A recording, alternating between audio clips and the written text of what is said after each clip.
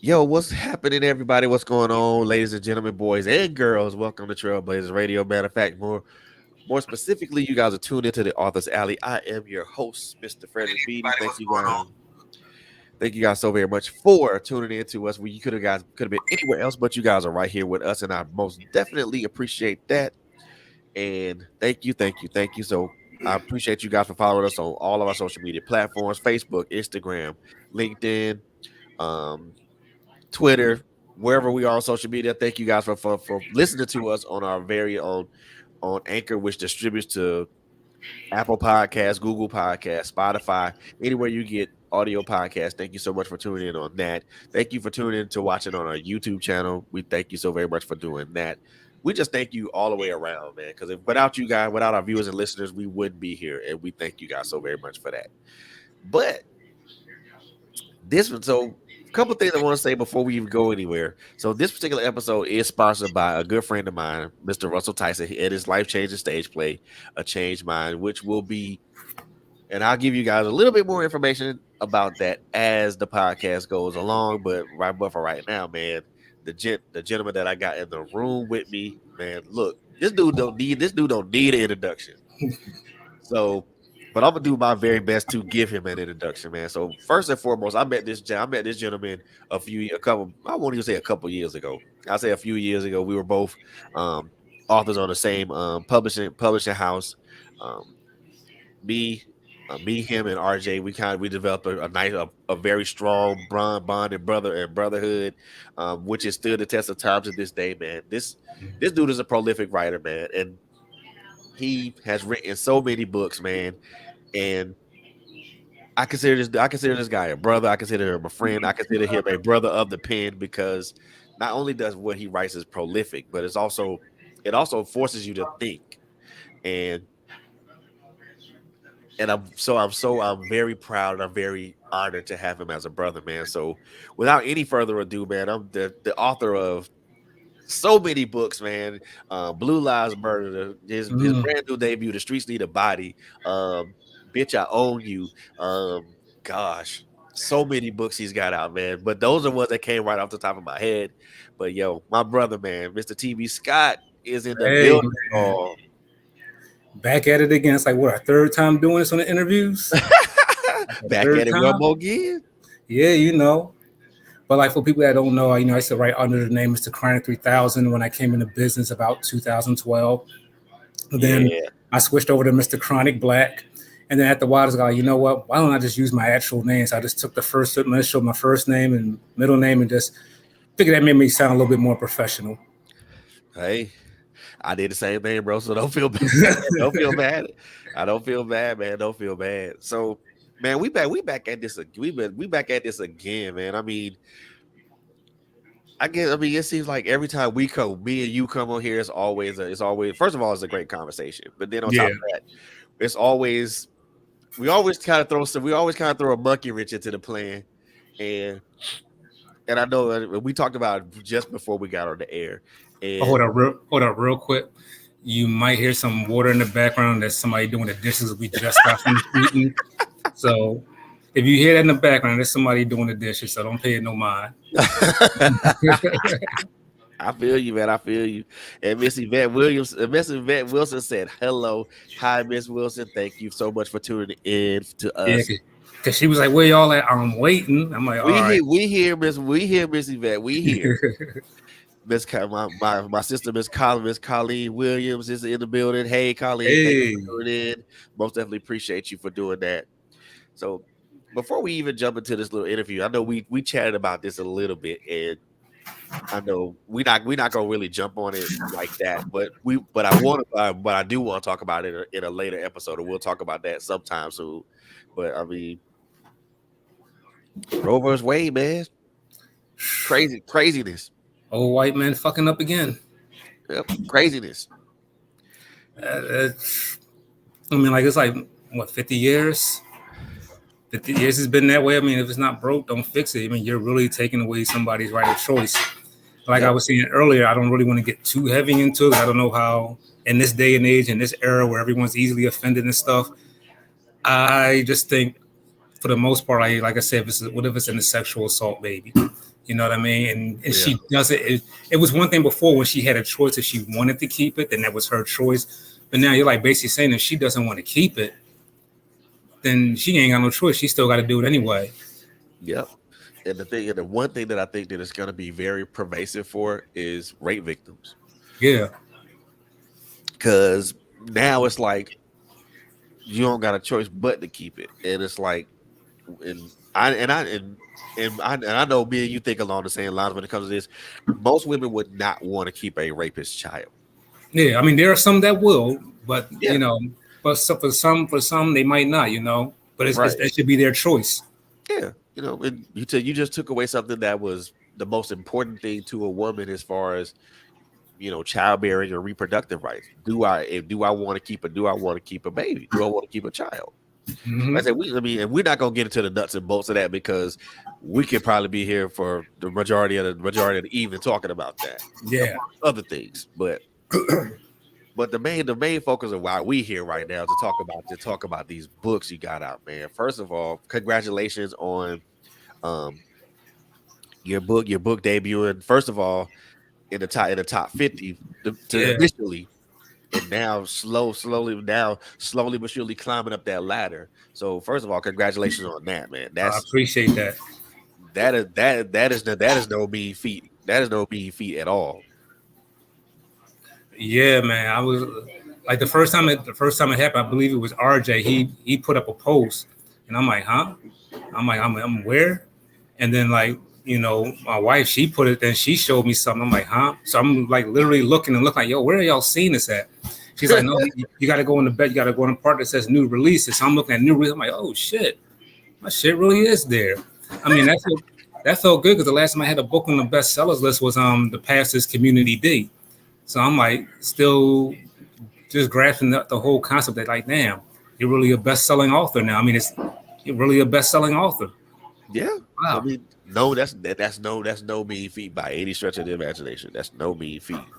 I mean, but it also should be an indication of that there's a lot of people out there that really, really are really digging what you're writing, and they really appreciate it. They're really Yeah. taking the time and the effort what you do. It's crazy. 'Cause I've always said like for the past 10 years, I mean, you've been in this business a while, Yeah. and it's not easy getting an audience. And I always felt like I'm known, but I think I'm more known for my Facebook post than my actual book. So to start having people actually know me for what I'm supposed to be known for, the books, is a lot. It's a great accomplishment. It's humbling. It's real humbling. Most definitely. I mean, and when I saw the post with RJ, like, wait a minute, he cracked the top 50 on a debut. Okay, what's up? That is what's up. And we both know that the urban lit field, the genre is so saturated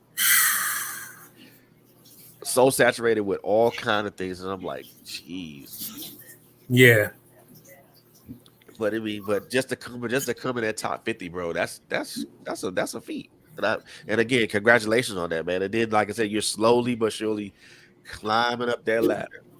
Soon real soon you'll break into that top 20, and then we're gonna be talking about top 10, and then maybe top 5, then probably and then top dog. yeah. I'm coming for top dog status. I want that title. Yeah, man. Yeah. And I'm the coming for one the thing I title. oh yeah, I gotta have that heavyweight strap, brother. Yeah, man.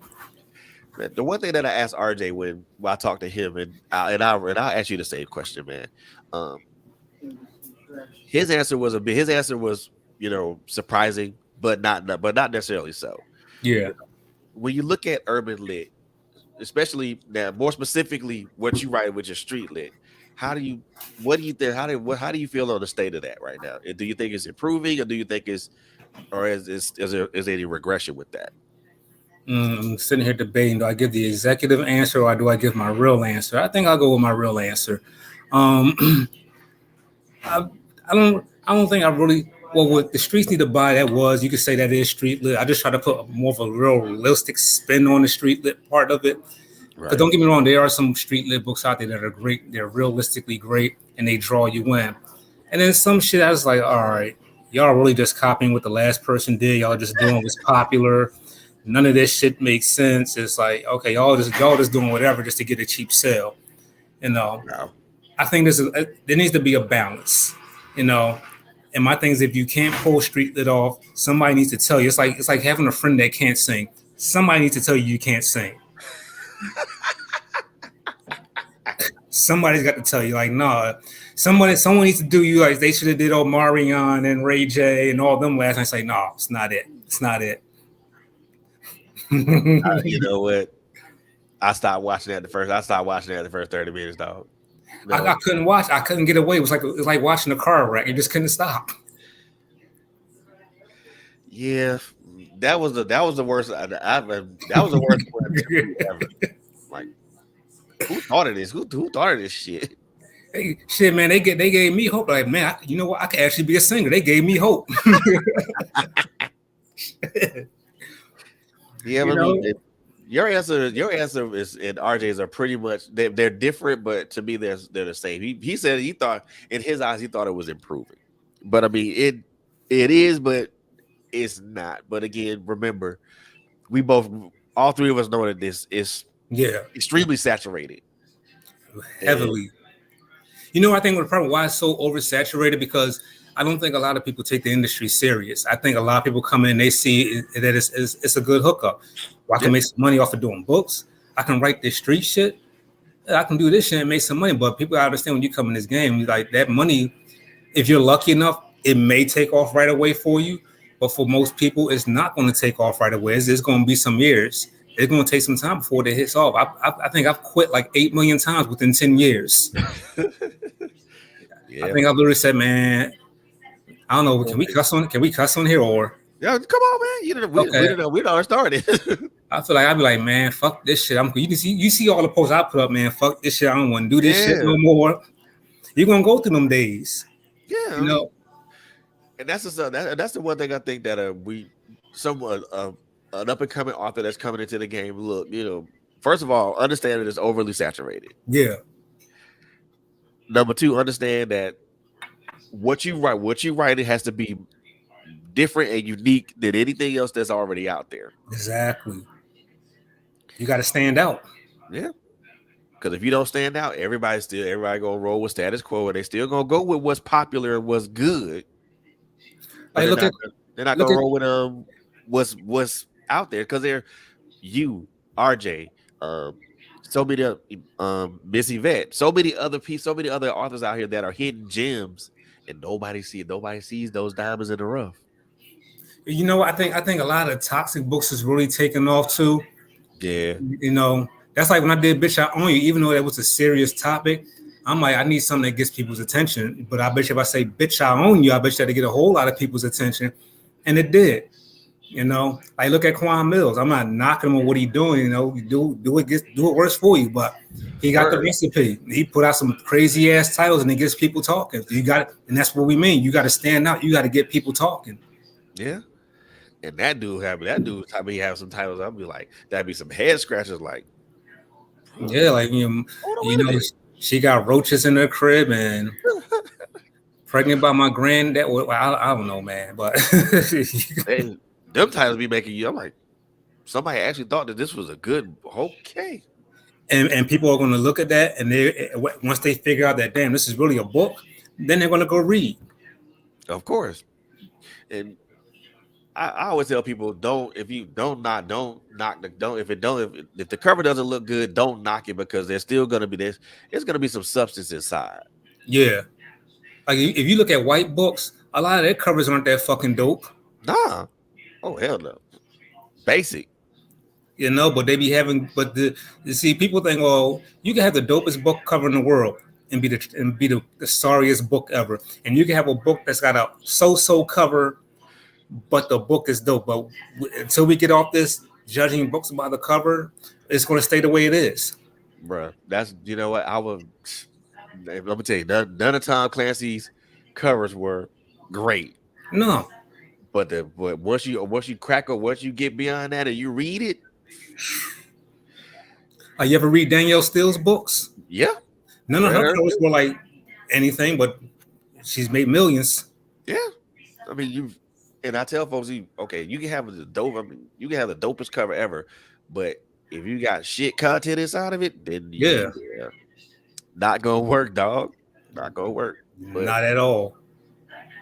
I've learned, and I had to learn that. I had to learn that lesson as I moved from as I moved from under a contract to being about to going for self. Now I'm like, well, Yeah. this ain't got to be elaborate or nothing like that. I can just keep this like bad simple. And that's another thing people got to understand what you just said. Like if you're going to go self, you got to understand that's you really got to love this business because that's a task in itself, self publishing, because everything is on you. Yep. Everything is on you.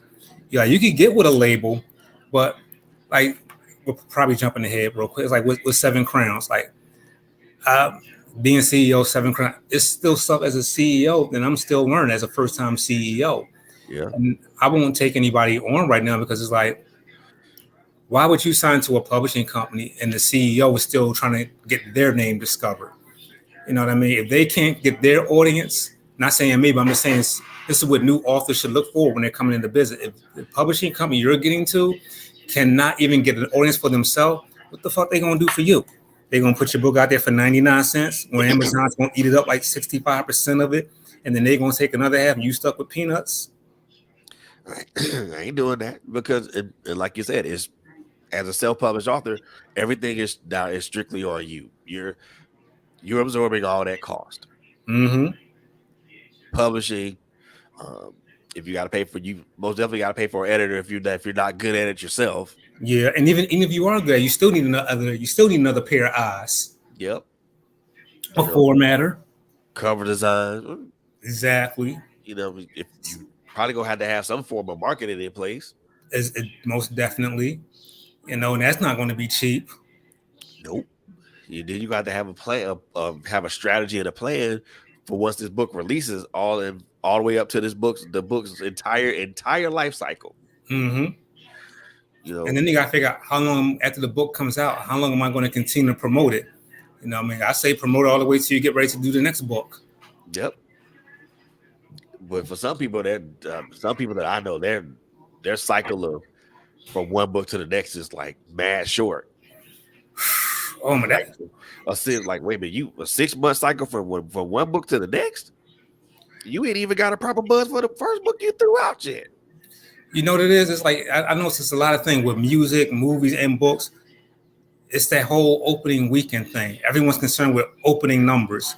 Don't worry about opening numbers because at the end of the day, that slow burn is going to be even greater in the end. Like people may not know about you at first, but they're going to catch on to you because your success is not determined by opening week or the first couple week or the first 30-day numbers. Okay. Okay. It'll catch on. There's always someone out there who's not familiar with you. Yeah, and they'll take a chance on you. Yeah. But I think the simple fact of that is like kind of far in between though, because again, people roll with who they're comfortable with. Exactly. And I personally don't mind, reading a new person's stuff because I mean, different perspective, different outlook, a different way of how they present their material. It's a lot of great amazing talent out there that doesn't get the proper respect they deserve. You have people like not I know I'm seeming a little biased, but you have people like Vet Wilson. You have Yep, people like Arthur T. and Jones, yep, who she is also on the show as well. Colleen, who is here on the show, got a yep. lot of talented authors. Even hell, I even say it, even Willie LeBlanc. You know what I mean? Man, They don't get the credit they deserve because all this other oversaturated shit is just like it's taking over. you know what that's another brother. That's another brother. I try to get behind as much as I can. When he said he was taking off, I'm like, please don't, just don't. But I understand because people have to move away from what they're doing Mm-hmm. because life just happens. Yeah. And I get it. I do get it. But man, let's talk about the streets need a body, man. Yes, sir. Talk about that now. Another debut book that debut. So for those who don't know, this book debuted at number 42. when it initially released. Currently, and I'm saying currently because may have changed. Yeah. Currently, it sits at 32 to the top 50 to the top, well, whatever they top, whatever it is. Um, I don't I don't do numbers like that, and I really don't watch things like that. But when when you see when you have a brother like this, and you support this person, and you follow them, you want to make sure that they what they're doing, you follow them and you see what they're doing, and it makes me want to go a little bit harder in the paint. But let's talk about this, man. The streets need a body. First of all, it debuted at 42. Now it's currently at 32. You know what pulled this all together, man? You mean as far as like how the story came together? Yeah. Um, you know what? I think this was the first actual street fiction book I ever wrote in my entire 10-year career. The book was the book was originally called Street Love Blood Money, but Ah, it wasn't really picking up steam like that. Nobody was checking for it, and the publishers I was signed to, they really weren't pushing it. So I decided I was going to, redo it and rebrand it, and that's where, Vet Wilson, that's where the wife came in at, and because she has a rebrand, that's one of her many companies that helps people rebrand. She said, "I'm gonna help you rebrand everything." But I was just sitting here one day, I'm like, you know what? And this was another one of those weed things. You're just sitting there thinking, like, you know what? I'm gonna change the title of that shit. I saw somebody comment on something on a post about 50 Cent, and somebody had yelled out, "The streets need a body," and I said, "Yeah, I'm gonna change the name of the book to The Streets Need a Body," because people are familiar with that. Now all I need is a dope cover, and all I need is somebody dope that can bring that cover to life. And I need, like, if they haven't seen the covers, basically a body in the middle of a street and a hand reaching out, coming to get the body. I yep. said, ain't nobody gonna have no shit like that. Nope. And I think you know where that came from. I think that came from which That was a power raising Cain. yeah, Canaan, raising Canaan, and where I think old girl and Jew was talking. He said that the streets need a body. Yeah, he did. Yeah, Sean, he was doing a song. The streets need a boss. So since they all familiar with that term, I'm gonna call the book that. Yep, that's what's up, man. So that just is brought together, man. And this is put together. I mean, you know, and I know you. I've read your books personally. I know that when if I read the TB Sky book, I know it's gonna be a real world situation or something that's real life, but it's gonna be fictitious. But it's gonna also make you do. But it's also gonna make you use your doodle. But with that book, is I wanted to do a street fiction book, but I didn't want to be like all the other ones. I still wanted it to be a message because Right, I'm like fans of movies like Boys in the Hood and Menace to Society, and even though right. it had the street element, there was always a message in it somewhere. So that's one thing I wanted to do with this book. I wanted to make sure that through all the fuckery that goes on in this book, all the nonsense that goes on, I still want there to be a message, but not too preachy, but enough. The old saying is you got to mix the medicine with the food. Oh yeah, most definitely, most definitely. Now, dude, because that's kind of been like, at least from me reading a lot of things that you've written, that's been your MO for quite some time. And for me, I know for me for reading certain things, but Blue Lives Murder was something that was quite cathartic for me. And I ain't Yeah. gonna and I ain't gonna even lie. It was like, oh, I got a release off reading that right there. I'm like, okay, I feel better about this, about certain Oh, situations. them white people still trying to get it taken off of Amazon. It ain't going nowhere. The funny part about it is if it there's a and for those I'm gonna say this again for and I'm this is a shameless plug for me about for you to you. For those who haven't read Blue Lives Murder, and I'm not saying and for those who have not read that, please go check it out. It is a great book. First of all, talks about a subject that we as human beings, and I'm not saying black, I'm saying human beings, not just black and white folk, that we don't talk about very often, that we don't put on a table and address. And it really speaks to a lot of things that a lot of us on both sides of the fence are feeling. Whether Exactly. and it's and it's very powerful. So I ain't gonna so that's my shameless plug from me to you, dog. So I mean, especially when it was, and for me, it was I could it's cause a cover to cover read. I literally read it in one sitting.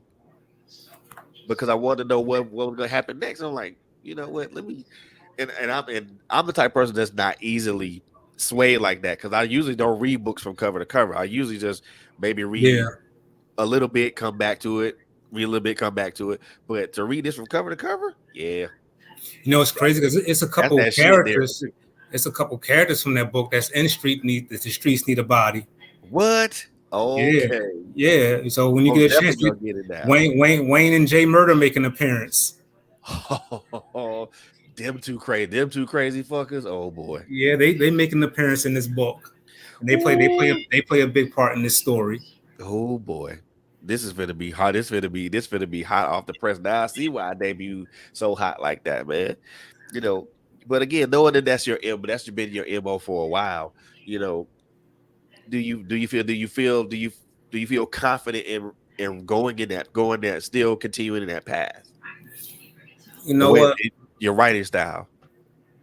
Most definitely. The one thing I would just tell, especially new authors, find your lane. You know, everybody has their lane. You know what I mean? You know, you might have someone like we talked about earlier with Quan Mills. He does his thing, the ratchet titles, and that's his lane. He gets you sucked in. Then you have the other Quan. You know, he does his street. And you ask about street fiction. That's the first thing everybody's going to come up with. Quan. You know, you got to find your lane. My lane is just telling them real life reality stories, but making real life seem crazier than fiction. That's my lane. So you have to find your lane. Yep, that's what's up, man. And I love that, bro. I love that about you, bro, because no matter what you do, it's always you're always gonna be authentic. You always gonna be who you are, regardless of anything else. And it shows in your writing, you know. You know what they say, no matter where you go, there you are. Yes, indeed, it's Stevie, yes, sir.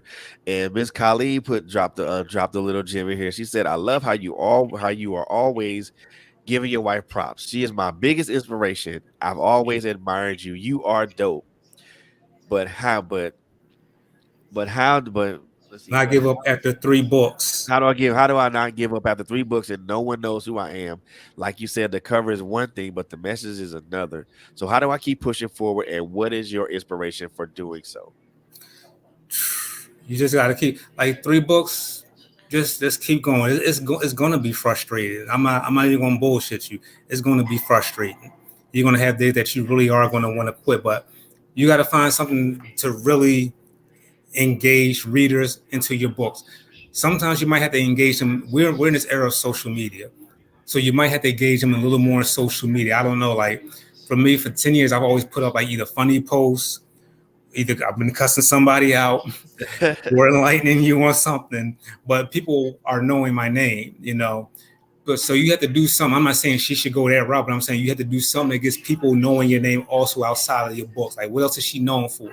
Maybe start going live more, doing more live videos, and like wherever you're at doing live, doing something crazy or just something that just gets people's attention. Because sometimes that draws them to your books too. So when you put the book out there, they're like, I didn't know you write, but I've been watching your live videos all the time. I never knew you wrote books. But it's going to take time and Yeah, get in these book groups too and start really promoting in the book groups. So yeah. And even to add to that, Colleen, we've talked about this a while. We talked about this a couple of times as well. It's the it's tempting to give up and say the mhm. hell with this. Yeah, Trust me, I've contemplated on more than one occasion.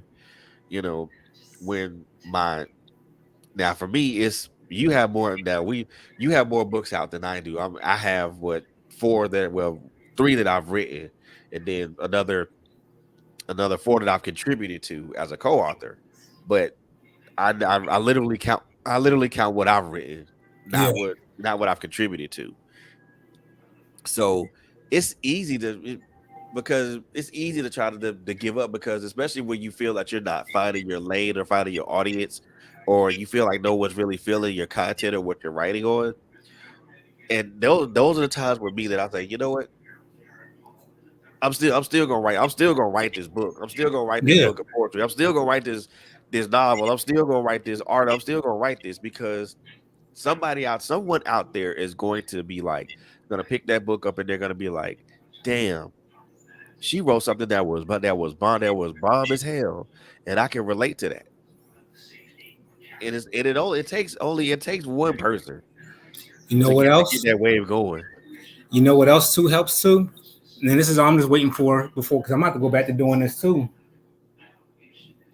Social media is cool, the internet is cool, but them streets, baby, get them paperbacks, hit Pound the them pavement. streets. When I was working, I would sit there, I would sell my book on a train. If someone was sitting there reading a book, I sit there, ask them what they like reading. Sometimes at one of my earlier books, I sold just simply just sitting there reading my own paperback, and someone saw the cover and was reading over my shoulder and started asking me about the book. Sold them a copy. They started telling other people right there on the train about the book. I go to my job and I make sure everybody knew I wrote books, and I make sure when payday come here, all right, here I am with these books. You know what I mean? Yep. So if you're working, get them people on your job to buy your books. Get people out there in the street because even if you're not popping on the internet, okay, we already know a lot of times social media shit is bogus anyway. Exactly. Get the real readers are in the streets. Get them readers. Yep. Get them readers because they're the ones that read. And they're the ones that spread your word of mouth. And start hitting some of these mom and pop bookstores and getting your stuff on consignment there too. Man, look, when I tell you the advantages of doing that, Mm-hmm. the advantages of doing that, to be able to have your book in a physical store, someone can actually see it, they can touch it, they can feel it, they can read it. Exactly. And then on top of that, having just being somewhere. I mean, and people there, and I think a lot of people are looking at big box now, like Walmart. Talking, nah, I'm not thinking about that because big box isn't where it is. Exactly. It's mom and pop stores Here's because another thing. You said you do they poetry books, right? yeah. Well, Poetry. I started doing that now. Poetry slams. You know, you doing poetry slams, have a little table or something, or have copies of your books where people Yep, can buy your work there. Like anywhere you can get people that read or you know will like your stuff, go there. If there's festivals coming up in your city, try to get a table. Because don't yep, let social media be the end all be all. Because the real money's not on social media. The real money's out there no, in the streets. yep. So, Colleen, I hope that what me and Troy said was something that can help you. I mean, internet, Instagram, and all those are cool things, but your real readers are out there. Your real readers are out there Yeah, in the streets of where you live. You know, hit up a library, hit up a mom and pop exactly. bookstore. You know, Do a book reading at a library. yep. If You know, there's like a festival or like some sort of event, and you can get there as a vendor, do it. mhm. I always look at it like this. I don't know if you know. You probably know the story of Lauren Hill. I remember one Yep. time I was doing a show in Job Corps, and we were performing on stage. I'm gonna say this: I got booed out the building. When I see out the building, I literally walked out the building back to my dorm and cried that whole weekend. My homie who was up on stage, he shared this story, and I never knew this about Lauren Hill. He said, you know, the first time she did Apollo, she was a little girl. They booed the shit out of her. I'm Yep. thinking, all right, what's this got to do with me? But she like, well, look where she at now. So it's not where you start; it's where How you you finish. Yep, because the beginning is just you just coming out the gate. Yeah, It's the rest of the race you where's the rest of the race you should be concerned about. exactly. Because I mean, so what you get off to a slow start. Yeah, It ain't about it's not how about you start, it's always about how you finish. exactly. Because you can stall out running a sprint during a marathon. Yep. And a marathon is a longer race than just a sprint anyway. It's all about pace. All about pace. Exactly. But I mean, some authors get out the gate and they get out the gate fast, and then they just fizzle out. yeah, man. This person was, I mean, and you can tell. I won't say you can tell, but you can see some folks that just come out the gate like gangbusters, and all of a sudden, they just pop. Like what the hell? What happened to them? They just pop. They just rolled off. But that unfortunately that is the nature of the business that we have chosen to engage in. Exactly. That's going to be any nature of the entertainment business. Yep. And, Look at actors. How many times have you seen an actor in a movie and you're like, man, I love this person's work, and then one day you just happen to be sitting there and you see some old work they did from like 6, 7 years, like, damn, like I didn't know they was in that. Yeah, they've been putting in work for a long time. Is you just never know what your breakout role, your breakout song, what your breakout book is going to be, you know. Yeah, But it'll come. yeah. So, Colleen, don't give up, don't give up on that pen because I mean, if you're writing, if you're putting out stuff that you know can help somebody, or you know someone can read and they can relate to, Mm-hmm. do it.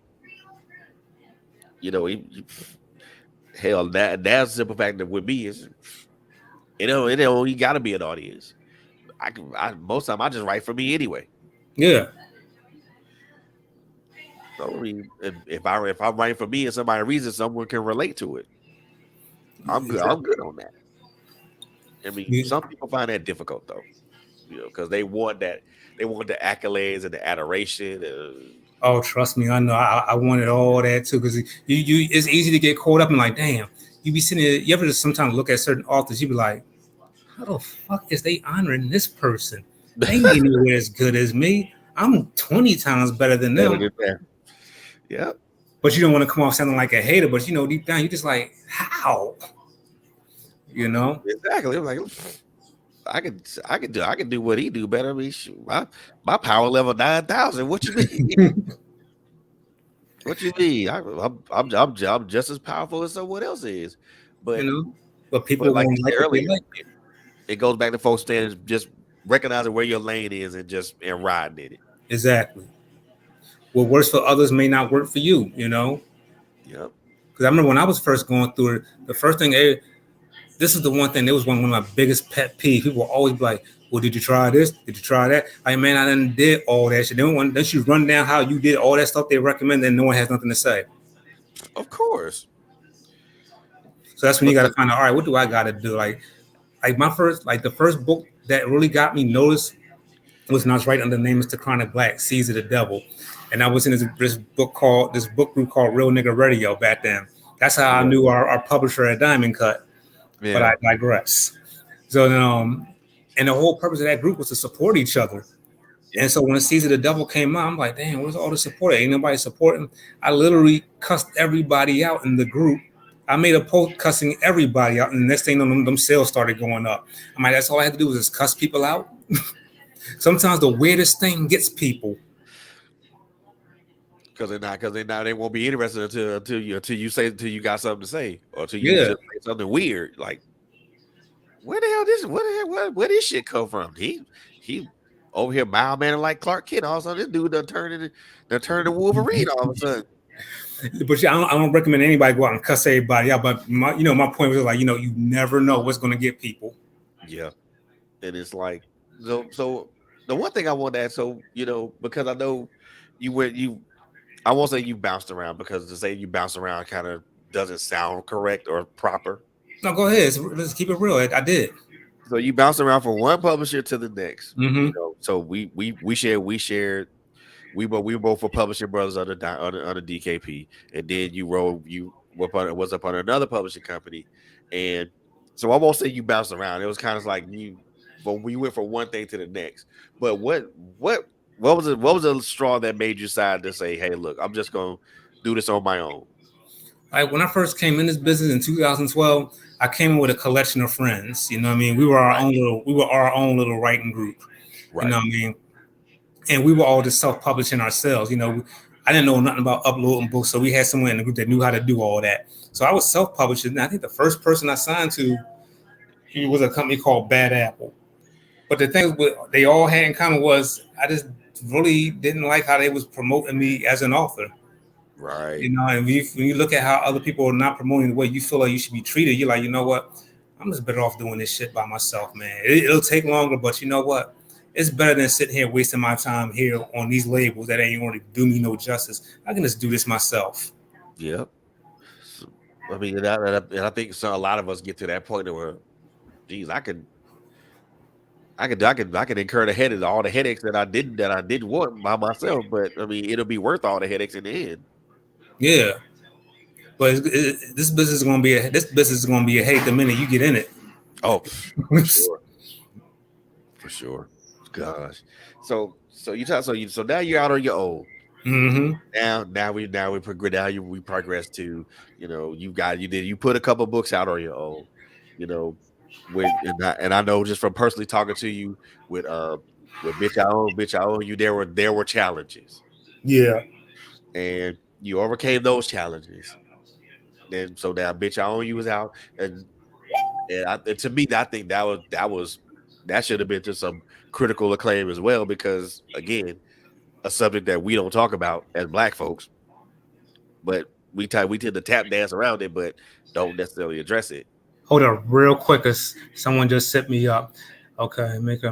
All right, for Colleen, I'm gonna say this one last thing. I just got a request to tell you this. Make them see her through her work. Make them see you through your work. Yep. And I'm gonna throw that in here. Make if folks won't see you like that, make them see you through the words that you write and through your work, because Hmm. your work will stand out and speak for you well before any words you say. Exactly. Well, yeah, So back to bitch. I own you. we know. So like I said, we spoke personally, we spoke privately, and there were challenges, Yeah. some obstacles that had to be overcome. You know, with a little help, help and some investigation and then some experimentation. Those obstacles were overcome. Bitch, I own you is out. Came to critical acclaim. I think should have been to critical acclaim. I mean, I don't know about anybody else, but hey, when you write about subjects that nobody wants to, some folks tap dancing around and don't want to talk about, Hmm. usually that should tell some folks something. I mean, I personally like the book because Yeah. I personally liked it. I don't know about anybody else, but hey, another shameless plug. Please go get Bitch I Own You. The reason I'm saying that is because it's a subject number one, it's a subject that nobody talks about. Well, we talk about it, but we tap dance around it, especially black Exactly. folks. So if you really get a real gritty understanding of what DV is and what it's about, and how it affects both ends of the spectrum, for both people, both man and woman, from both ends of the spectrum, get Bitch I Own You. So that's out. That's out now. You're on a roll, and now you were trying to put some other things out. What some I guess I don't know whether you came across some technical issues or just maybe just waiting on the perfect timing Hmm. and things of that. But now I see that you're on a roll. You got The Streets Need a Body. Um, you also what was it? You had another book that you put out, Yeah. chronicling your marriage. Dirty, the true story of a lion bitch. Yeah. Yeah, that lion motherfucker. So I gotta ask you this, man. What prompted you to kind of put that out? Was it just because it was just something you had to get off your chest, or was it just something that you really just wanted to write about to kind of just you give yourself that know, one last bit of release? it was a little bit of everything. I really wasn't going to do. I was just going to just leave it alone. But the thing is, like, people that I know in real life always keep asking, "Yo, whatever happened with you and so and so? What happened to you and so and so?" I'm like, you know what? I just write this shit in the book. So next time anybody asks me, "Here, go buy the book. It's all in the book." And then I also feel like, you know what? I could do this because you know what? I'll probably get clowned for some of the things I did in this book. Being some guys are probably in the probably think, oh, you did what? You let her do this and this and that. All right, well, fuck, it is what it is. But it was more so I got tired of people asking me about it, and I figured I might as well go ahead and tell a story because people also kept telling you author, why don't you tell about it in the book? So it kind of served as therapy too while I was writing it. But it had nothing to do with like some people thought I wrote the book I was broken or I was miserable. No, I sat on that story for like 8 years. We never really had plans to write it until I got tired of people asking me about it in real life. So Yep. that's where it really came about. And I knew I needed a good title. So I felt like she did me dirty. She was a lying bitch. So I knew that would catch people's attention. There you go. And the funny part about it is when people ask that, well, you were just doing that to be vindictive. No, no, ma'am, no, sir. I had already went through my healing process. Yeah. But it's crazy. It's like, would people say that? And I mentioned this at the end of that book, Dirty too. Would people? It's different because if a woman was to write about a man and say dirty, the true story of a trifling ass nigga, nobody would say she was being trifling. But the minute us as men start speaking our truth, we're bitter, we're hurt. Damn, boo, who hurt you? And all that. What's some of the other classes we get hit with? Who hurt you, or why you just being extra sensitive? I mean, probably the way you is, probably she didn't want to be, the classics we always get hit with as men. Because somewhere out there, there's I this didn't want to be with you no narrative. way. Yeah, because somewhere there's this narrative out there that we don't feel and we don't hurt either. They would be wrong. They would be wrong about that narrative. Yeah. Very wrong. But we both know where that comes from, Mm-hmm. and we both know the dysfunction that operates in. Because I'll be like, you know what, you can call me what you want, but I know what I am, so you can kill Exactly. that noise. But then so now that came out, and now now you rolling along, and now the streets need a body comes out. What what made you decide to run to jump off into entrepreneurship and then really jump off the deep end, jump off into the deep end in publishing? Once again, that goes back to the Mrs. Vet Wilson. Because one day, because my nickname for her is actually Seven Crown. You know what I mean? So one day we're just talking, and she's like, "What do you think of the name Seven Crown for a business?" I'm like, "Yeah, I think it sounds like a dope name for a business." Okay, boom, it's yours. I'm like, "What do you mean it's yours?" And like, boom, like she really, literally, you talk about a just because gift, fellas. When your woman gives you a just because gift in the form of a LLC business, she's a keeper. Damn. Yeah, she's a keeper. Yeah. Now I did not know that. So man, look here. Kudos. So Yvette, kudos to you, first of Yeah. all. I mean, and it really goes to just her really recognizing the potential and what it can end up being. Mm-hmm. And I think, and this is just my honest opinion, really honest, this is my real honest opinion. I think a lot of relationships kind of fizzle out because they don't see, because they see the potential of what it could be, but they don't act on the potential. You Yeah. know, they see okay, this guy has a potential to be great and do great things, but they don't act. They don't. What I mean by act on the potential, I mean they don't help Yeah. realize the potential. They don't push. They don't prod. They don't poke. They don't put you in uncomfortable situations to make you go harder. Yeah, and you got to be put in those uncomfortable situations. I'm not gonna lie, it's been days. I'm pretty sure she want to stand in the mirror and practice her alibi. Well, officer, see what had happened was, I'm sure I done had her. I'm sure she done had them days where she thought about it.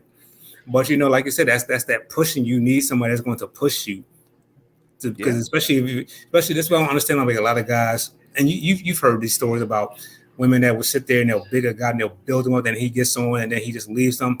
I never really understand it because it's like you turned your back on the person that believed in you when nobody else did.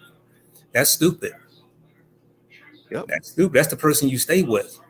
That's the person that has your back. What are you doing? But I'm still learning a lot of things as being a CEO. But I have her there. She's there to help me out. You know, if I can't get the answer from her, which I usually get most of the answers from her anyway, but she's always going to be there. And sometimes I'll go to her pen sister Raquel Williams sometimes and get some advice on being the CEO. I'm not ashamed to admit it. I don't know anything. So if it wasn't for her helping me, yeah, I don't know where I'd be right now. It's okay to say you get help. Bro, I'm telling you right now, just be old, just this podcast LLC thing. I mean, I had no. I was like you. I'm like, yeah. I was like you are right now. I had no idea Mm-hmm. of what I was walking into. Just following what I like to do, and trying to make it happen. Next thing you know, boom, LLC. Hold on, what? And then this is something, and I'm looking at this paper like I did it, but the reality. And let's see, I've been doing this for like a little, almost 2 years now, but the reality of it hasn't really hit me yet. Hasn't hit me just yet. That I'm an actual business owner. So the reality of it hasn't hit me yet. Same with me. I'm like, damn, I own a business. And then I say it again, damn, I own a business. And it's like, and it sounds better every time I say it. But You own a when you business. Yeah, but when you walk into a green, you're like, look, thank you for the gift, but I have no earthly idea what the hell I'm gonna do with this. Exactly. You just like I know I'm gonna fall on my face. I know I'm gonna drown. I don't have no clue what I'm doing. You know. But So, then but you you have just people that don't that will throw you that life preserver. And you like know, you but said, it's people that you talk to, that you reach out to. and I mean, look at you. I got to give you your props too because look at what you're doing. You're doing your podcast. I mean, you've had a lot of guests on the show over the past couple of years. You know what I mean? And like, Woo. wow, I'm pretty sure when you see it every week, you got a different guest on there. I'm sure at some point you got to sit like, wow, I've really got this many people tuning in to my show, and Bro, it's you wouldn't believe the crave this like I'm thinking and I think as you go through this and you go through this whole process, you're thinking like, damn, I've I think when you get a year in, you'll kind of look back and be like, damn, I started from here. Look where I am now. mm-hmm, Look where I could be. That was like cause I know when I first started, I just wanted to put out great content. That was yeah, my whole thing. That was like almost a year later, and it's still I still say that it's great content because I have people that are aligned with me and they believe in the vision. They want and they push and they do whatever they can to push it forward, which is good. But it also just goes about to your own personal tenacity about wanting to make sure that it's done in the correct and the right way. And mm-hmm, most people don't look at it in that sense. They don't look at it in that sense, or they don't look at it through that perspective. And I think it's important to look at it from that perspective. If I mean nobody's gonna go into going into entrepreneurship to fail. no, that's not. If you go on and you, when you're an entrepreneur, you want to succeed. No one goes into business like, let's see where it goes. And if it doesn't go, no, you want to succeed. Yep. No one goes in to fail. And you're gonna and for me it was about just putting in whatever stop gaps that I could to make sure that this doesn't fold, this doesn't fall, this doesn't do whatever it does. And I was like, yeah, let me make sure that I do everything that I can to make sure that this doesn't fold. Because if it folds, that's a problem. Exactly. But Because you know when what's it folds, crazy? there's no backup. We're both a Bob. Yep. We're both a Bob, black owned business. Yep. And I take pride in that, you know. And I also take pride into knowing that the people that are aligned with me share this. They share. They. I mean, they. The funny thing about it is they don't. The people when people are aligned with you, they don't necessarily have to share the same vision. Yeah, But if they can do what they can to make sure that your vision is realized, it doesn't. For me, it doesn't matter the methodology. Well, as long as it's through legal means. yeah, of course. But as long as it doesn't, I'm cool with the method that whatever methodology that you use, as long as it gets done. And I think with you, and I think with you, and I strongly believe this because from knowing you for a few years now, I Yeah. know And I we won't both say got the that. Navy background and Yeah, similar. I know. I mean, we both been raised. We both been raised in that fire, in that particular fire, Mm-hmm. and we already know that what comes out of that fire, we're changed creatures, but we're also much more determinate creatures at that. So, but even with you, I think as you grow this out, you grow this thing out, and you start bringing people on. It's people. You already got people. You already got one person that believes in what you're doing, and that's wifey. So Yeah, that's first of all, that's cheerleader, that's COO, that's everything. That's everything. But then once you bring when other people come in that are like minded, just like you, and all they want to do is just number one, either put good content out, or number two, just be able to write good books and be up under a label that ain't gonna fuck them or not gonna make them not make them feel undermined. that's what that I think that's what a real thing. That's what a real when it's gonna really could kick in. Hmm. And I think for me that's been the challenge. Here's the other challenge because like I've had like a few people that I know that like they see that I got the label now, so they want to get on with it. I don't mind, but keep in mind I also know them too, so I already know who's yeah you want to get on here. I already know they're not going to put in the work, and that's the thing. Just because I'm doing my thing now as a publisher and I know you, don't mean I'm going to automatically put you on. Yeah. Especially if I already know you and I know your work ethic ain't that strong, or you don't like to put in the work. So I'm not going to do it all for you. Nah. And people think that this is first of all, take it from two people that's been doing this for a while. Mm-hmm. My brother Troy been doing it longer, been in the book game a little longer than I have, but I learned just from listening to him and RJ. This is not a ready-made process. This is not an easy bake oven type thing. You just can't put some stuff and just throw it in the easy bake oven and think it's gonna work. Nah. Exactly. It's more things, it's more ingredients you gotta put into that. You can't I mean quick and easy is something if like, you put the cake in the easy bake oven. Quick and easy is like maybe, if you go clean a toilet bowl or, do some other stuff. Some Publishing, writing, that's not quick and easy. hell no. A whole damn process with that. It's the same thing with the podcast game. I remember someone was talking about how the podcast game is, even with that, because that's a little oversaturated too. But you got to find ways to consistently stand out. You know what I mean? Bro, when I tell you that's why I'm glad I have the people that are aligned with me because they can in this and I think you'll start finding this out as your business grows that you have people that are going to be aligned with you that can scale Mm-hmm. to an ever changing environment, to an ever changing social and social and political outlook or you know landscape. I'm so had that, and I'm happy to have those type of people aligned with me because those people can scale to that.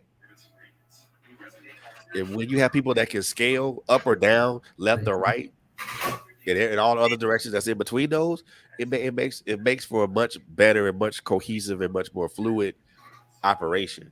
Exactly. I mean, for me, as far as like dude, like because I do an audio thing and I literally write a script for that. Wow. See, Yeah, I didn't know that part about that. yeah. I mean, because if it's like a subject that I want to talk about, I literally because if it's mostly because audio is some people will just come off the cuff Yeah. with audio and video with like me and you right now. I prefer to be off the cuff like this because the conversation is much more fluid. But Yeah. if it's just straight audio, it is just me with a monologue. I write a script. I have to because I want to make sure I stay on point. And see, that's the thing people don't know about, like, certainly with the podcast, like, you just can't go out there. I say the thing we were talking about earlier with the Roe versus Wade. You're going to go out there and do some research on it. Do your homework on so you can. So, because the one thing you don't want to do is come out here with a podcast or a book or anything where you're putting information on people like, really, did you even research that? Because if you don't research it and you give the wrong thing, people are going to drag you. Oh yeah, they gonna pull you to the rug with that one. They will call you flat out. Mm-hmm. But see, the problem is people they see like what you're doing. I don't know what your numbers are, but people see what you're doing. They might look at what you're doing. Oh, y'all doing this and this good, good, good, good. They see the successful part, but you don't see the blisters and the bruises on the feet and the days of worrying and the paying dues are like, man, I don't know if this is ever going to work. They don't see those days. They just see the popping bottles and they see the successful part, but they don't see what it took all to get there. Yeah, and the same thing with like with you, because you came from. And I had to give you your props where they where credit's due and your kudos because you came from one end of the spectrum to the other end of the spectrum to now to the other end of the spectrum. It's a full circle thing because you came from here, got to the middle, had some technical difficulties, got Mm-hmm. it handled, but then you came around to the other end of the spectrum, and now it's like now you're like on the other side of the fence, and it's like damn, I could have been. I'm pretty sure you're thinking like, damn, I could have been here this whole time. Yeah, but you know what? When it's your turn, like they say, when it's your turn, man. You can't determine that. Just be ready for when it's your turn. Exactly. It makes sure you stay ready because that way you don't have to get Yeah, ready. right. Exactly.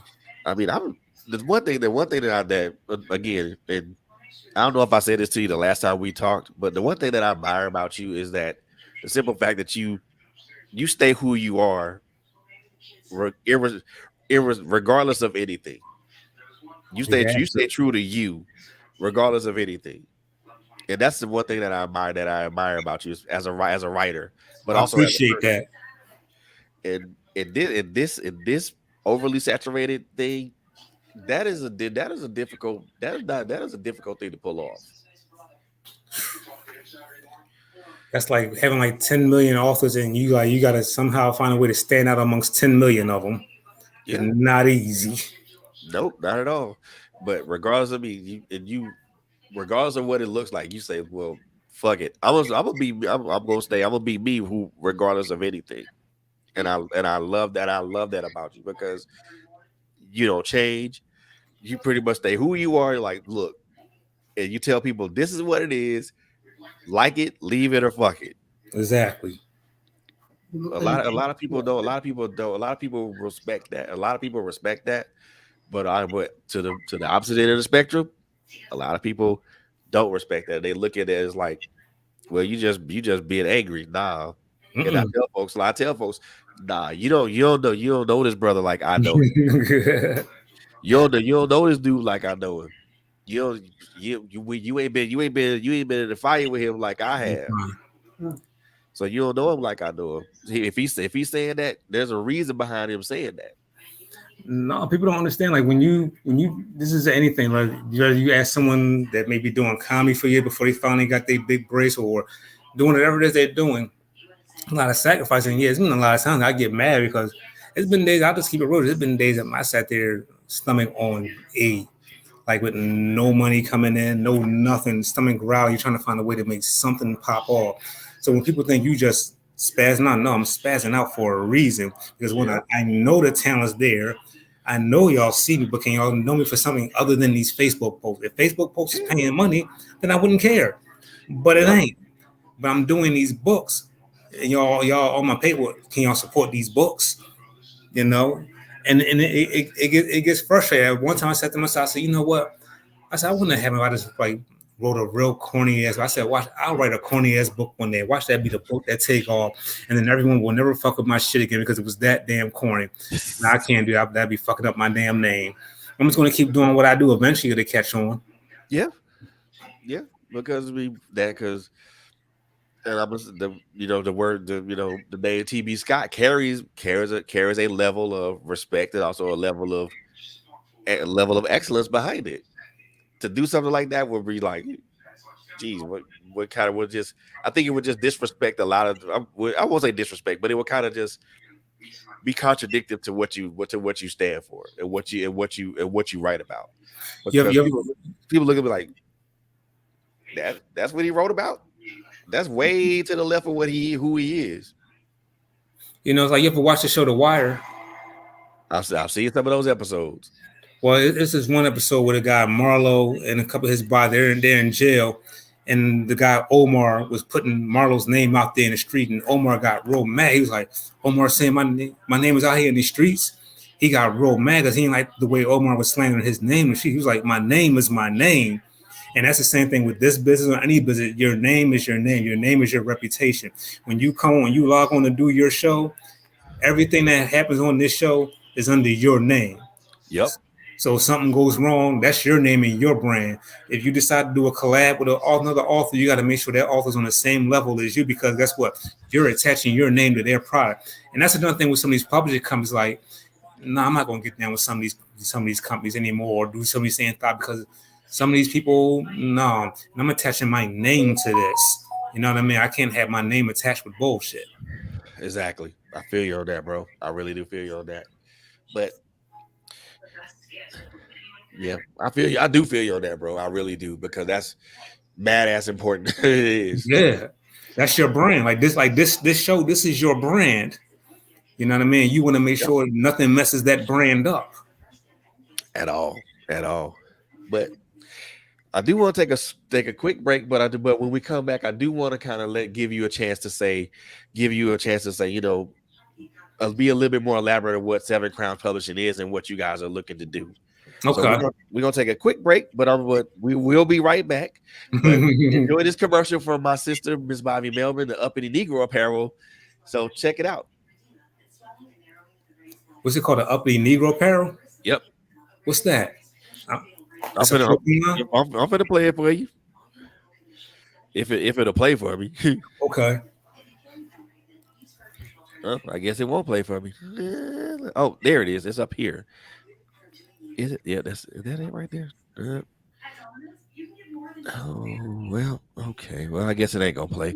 That's okay. We gonna do another video real quick. So this is gonna be my homeboy, Trash Tiller's thing. Oh, there it is, right there. Here we go, right here.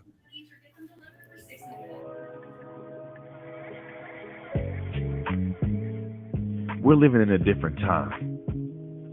Isn't that what the old folks say? Well, I beg to differ. Because there really is nothing new under the sun. We used to think that this generation was stronger than that of my parents. But after learning where and whom we come from, I realized that this was a false narrative. They fought, bled, and died for the liberties that we take advantage of today. So I changed my mind. We are our grandparents. We are our parents. This is where the idea for uppity Negro apparel and accessories comes from. We are the uppity Negroes that defy boundaries, broke chains, climbed mountains, and crossed valleys of hatred, bigotry, illiteracy, and oppression. The statement is simple. The cause is never ending. The sound, loud. Say it with me, Kindred. I am that uppity Negro. Yo, we are back. We are back. And the commercial you guys just saw was from my sister, Miss Barbara Melvin, her Uppity Negro Apparel. It is available on her website. So please go check that out, man. So I actually did the voiceover for that, Chief, Okay. because it was like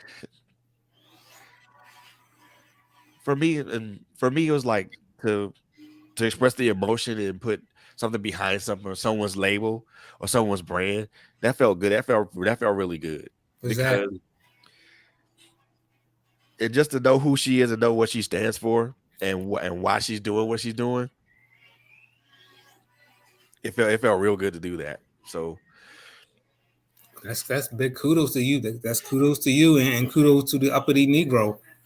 man, that she's one person she's one person that I love to life, bro. Because the simple fact of the matter Mhm. is that you know you get to know people and then you get to really understand who they are and what they do and what they stand for. Just like it took time for me to get to know who you are, what you Mhm. do, and what you stand for. You know, and now and I figured it out kind of like after maybe the second or third year we had been cool, we had been chill with each other. Okay, this dude is way more intelligent beyond these Facebook posts that he's throwing out here. That's just some shit that's just some shit that probably throws some people who don't know him off.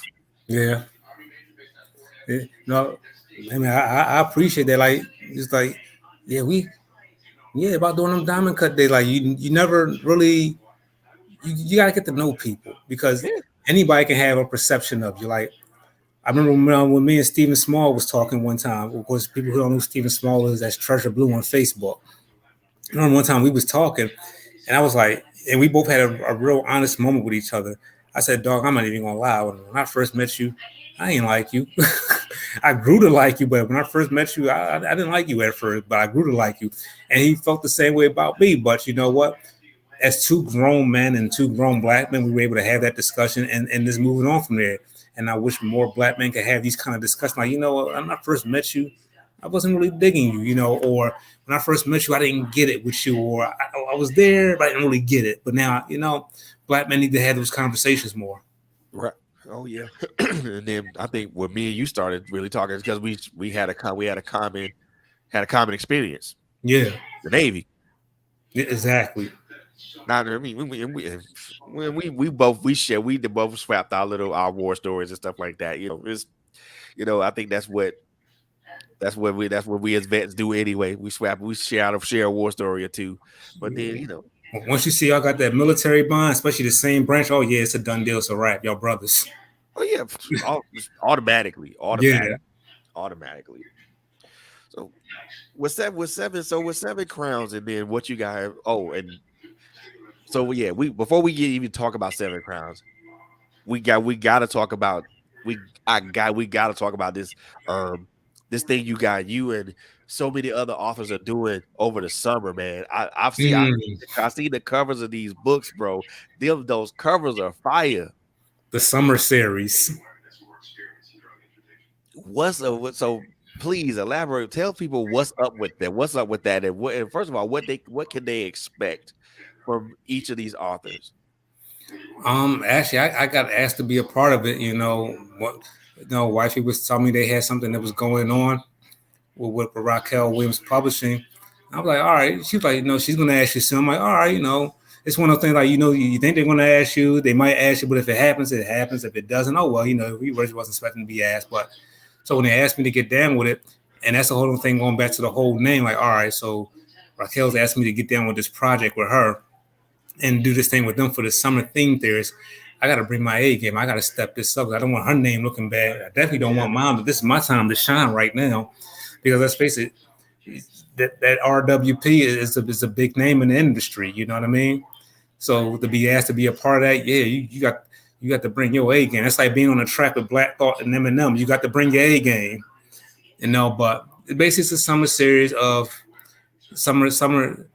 Some might be toxic love stories. They're just all relationship stories surrounded by everyone just picked a different city.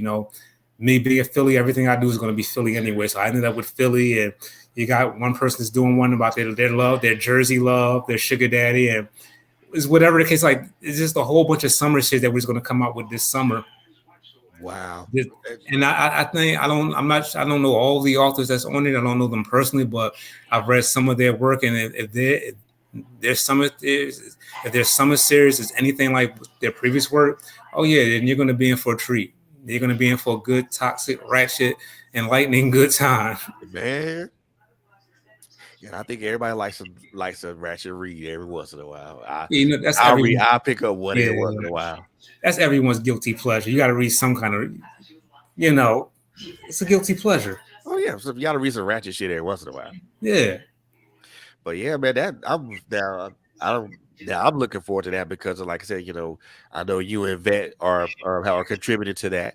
And I most Hmm. definitely want to check. Well, most definitely want to check that out. And I want people out and people who are interested into not only uh, my brother here, TB, or Vet Wilson, but there's some other great authors that are going to be in the summer series. So please, Yeah, I can shout them out. Raquel Williams, Nicole Ward, Andrea Cunningham, a new author to RWP, A.K. Brooks, Deidre Lachey.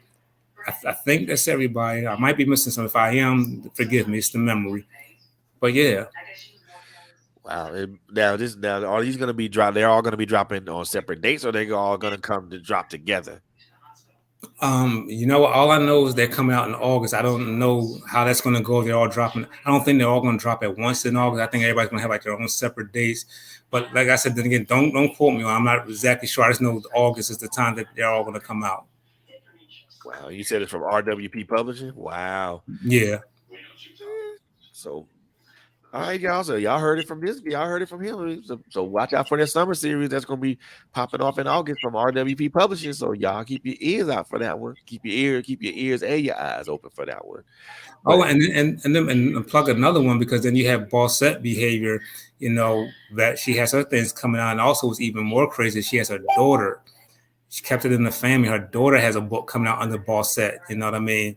So that's coming soon. If you follow her on her page, you'll see her daughter has her book coming out too. So they're keeping that all in the family too. So that's coming out under Bossette as well. wow. Well, there's a lot of things coming out, so keep y'all ears, keep your eyes and ears on the ground for that one. But but 7 crowns. So what? So I the one thing that I want to ask, because now that this is really a thing now. Hmm. What's the overall or overarching goal for Seven Crowns Publishing? To be just like to be up there, just like any of the other top labels. Of course, you want to be up there at the top. You want to be a well-respected label. It's going to take some time though, because I'm still getting my feet wet, and I'm still really just finding my niche as an author right now. You know, but at the same time, I want Seven Crown to be up there with the likes of say a Triple Crown or a Raquel Williams Publishing or was T Styles Company Cartel Publishing. I wanted to be one of those that you always talk about. You remember that when you go down 10, 15 years, you're like, wow, remember some of the great publishing companies. I want Seven Crown to be mentioned in that. It's like when you think Oh, back to 2000 hip hop, Cash Money, No Limit, Def Jam, Bad yeah. Boy. I want Seven Crown to be mentioned in that same note with these other labels. And it can be done. It's going to take some work, but I think it can be done.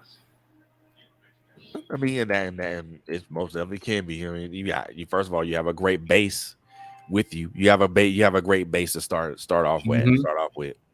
So now for you for 7 Crowns Publishing down the line, um, do you see yourself collaborating with other publishing companies, maybe with try to do maybe a project or two, or do you just kind of want to just be like a entity that's really just concentrated on putting out great books with great authors besides you with great authors? I think right now, even with this summer series right now, I think that's kind of a collaboration. I mean, even though it's under the RWP banner, I still kind of like, RWP and your wifey's boss set and then my Seven Crown. I think it's all like a collaboration. Even though we're all doing our own separate books, I still look at that as a collaboration. But I wouldn't mind collaborating with other companies on some stuff. But this is a business. It's 90% shows, 10% shows, 90% business. So if the business is there, then we can do it. As far as like taking on any new talent right now, that's going to come in time. Like I said, I'm not going to bring nobody on right now, and I'm still trying to figure out myself, who I am, as in, okay, summer series from RW Publishing coming in August. Keep your eyes and ears on the ground for this release. Gotcha. But Gotta make sure I plug it, bro.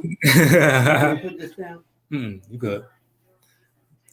And so no, but like as far as with talent, I'm still like getting my feet wet in that area right now. So it's going to come a time, probably like another year or so, before I really can do that. Because people started coming out the woodworks. Are you taking? No, I'm not taking nobody right now.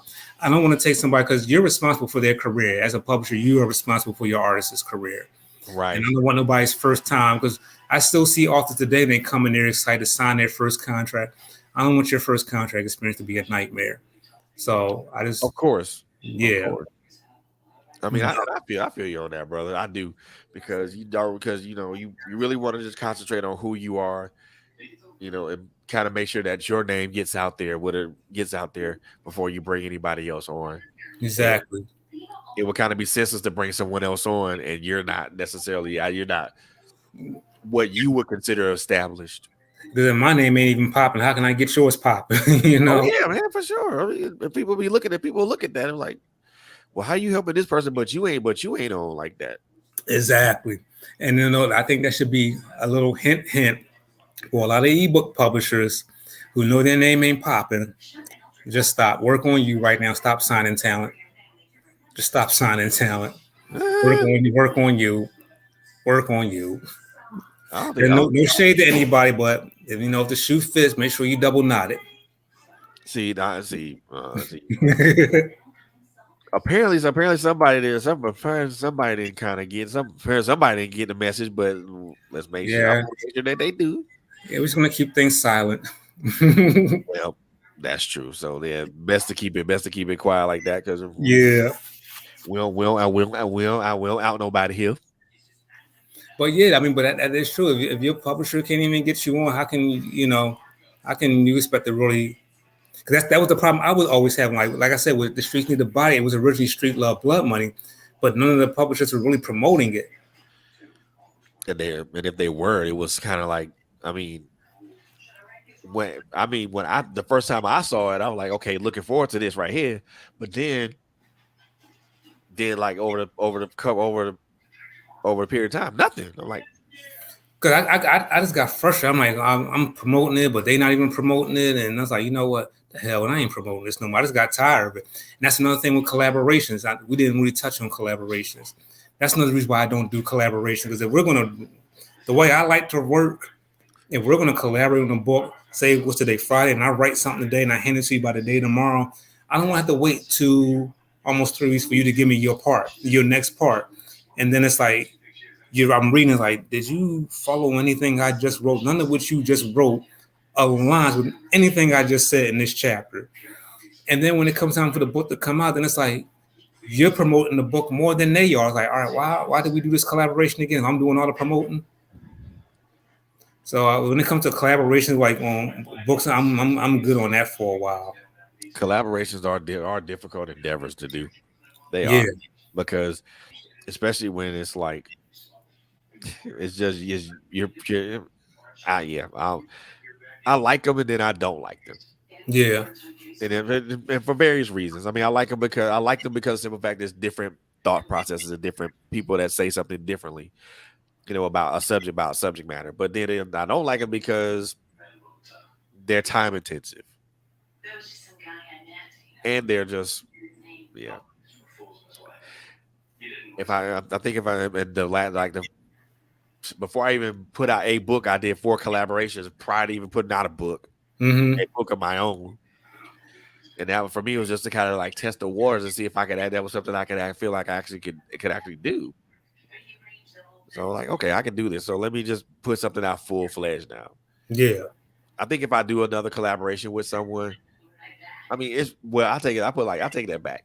It's probably only one person I would do a collab with at this particular juncture because I number one, I know her work ethic. I know who she is. I know she's true. She's gonna be true to her word, and I know she's mm-hmm. gonna make sure that we all stay on task. So Exactly. if I do any other collaboration, most of the collaborations I've done have been with her. Okay. And shout out to my sis Angela Thomas Smith. Hey sis, I know. So I mean, most of my collabs have been with her. And I mean, it's always been a seamless process with her. And I can't think of anybody else that would do a collab with. Now, anybody outside of that, we got to have a discussion. Yeah. Let's talk about this. What are we doing and why? What are we doing? What's the scale? How we're gonna schedule this, and how we're gonna bounce ideas off of each other. And here's another thing you don't want. I got a new phrase. I got a new name for it. I'm like, no, you're not going to Anderson pack me. But people like, what do you mean Anderson pack you? I'm like, you know what I mean? Because when Bruno Mars and Anderson put Silk Sonic together, y'all forgot Anderson was part of Silk Sonic. Y'all kept talking about Bruno. Like, hello, Anderson was a big part of that. I don't want to do a collab with somebody, and all y'all talk about the main author. And like, hello, I was in on that book too. I contributed as well, Hey, I'm over here. I'm over here. I wrote like 70% of it. Like, yeah, like I'm over here. Exactly. To me, that's like so. I don't know. Especially if like the one of the contributing authors is like a headliner or and it really overshadows your work. Because plus you can write on the same level they are. They can. But they still won't get all the glory. Of course, I don't like glory hounds. I really don't. Because the opposite of that too is you could be the big headliner, and then that person may be getting overlooked because of you. So it's like I don't want that to happen to them either. Like I want it to be on the same even keel. We both did this work. Yeah, I mean, and I think if somebody tries to do that and be like, look, it's a collaborative effort. Mm-hmm. We all put in the same. We all put in the same amount of work. We all put in the same amount of time. We all put in the same amount of effort. Person's gonna take credit. Give everybody credit. Exactly. Because everybody put it 100%. It should be 100% credit given to everybody around. Unfortunately, we both know it does not operate that way. Unfortunately. That's why that's why I keep my collaboration choices down to Exactly. just one, and she's the only person that I work with. Anybody. And this is no disrespect to anybody else that I would like to work with. It's no Hmm. disrespect to them, but I'm used to working with a certain person who works in a certain way. Yeah, you're comfortable with them. Yeah. Not to say that they won't emulate that or copy that or anything of that nature, but I'm used to this person working a certain way. And if especially if it's a collaboration, if it's done something anything that's done outside of that, that's disruptive to me. Hmm. And I'm like, ugh, I don't want to do that. So I think if I do another collaboration anytime soon, it'll probably be with the missus. right, right. That's probably the only collaboration I do anytime soon.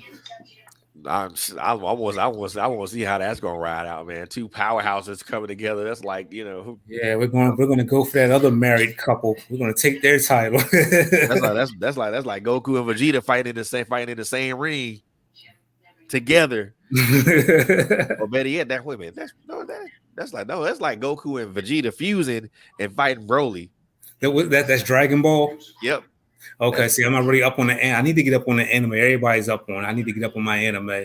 look, I'm I'm an anime head dog, but I haven't watched a lot of it as of late though because of you know you know how they go. Yeah, Uh, life shit.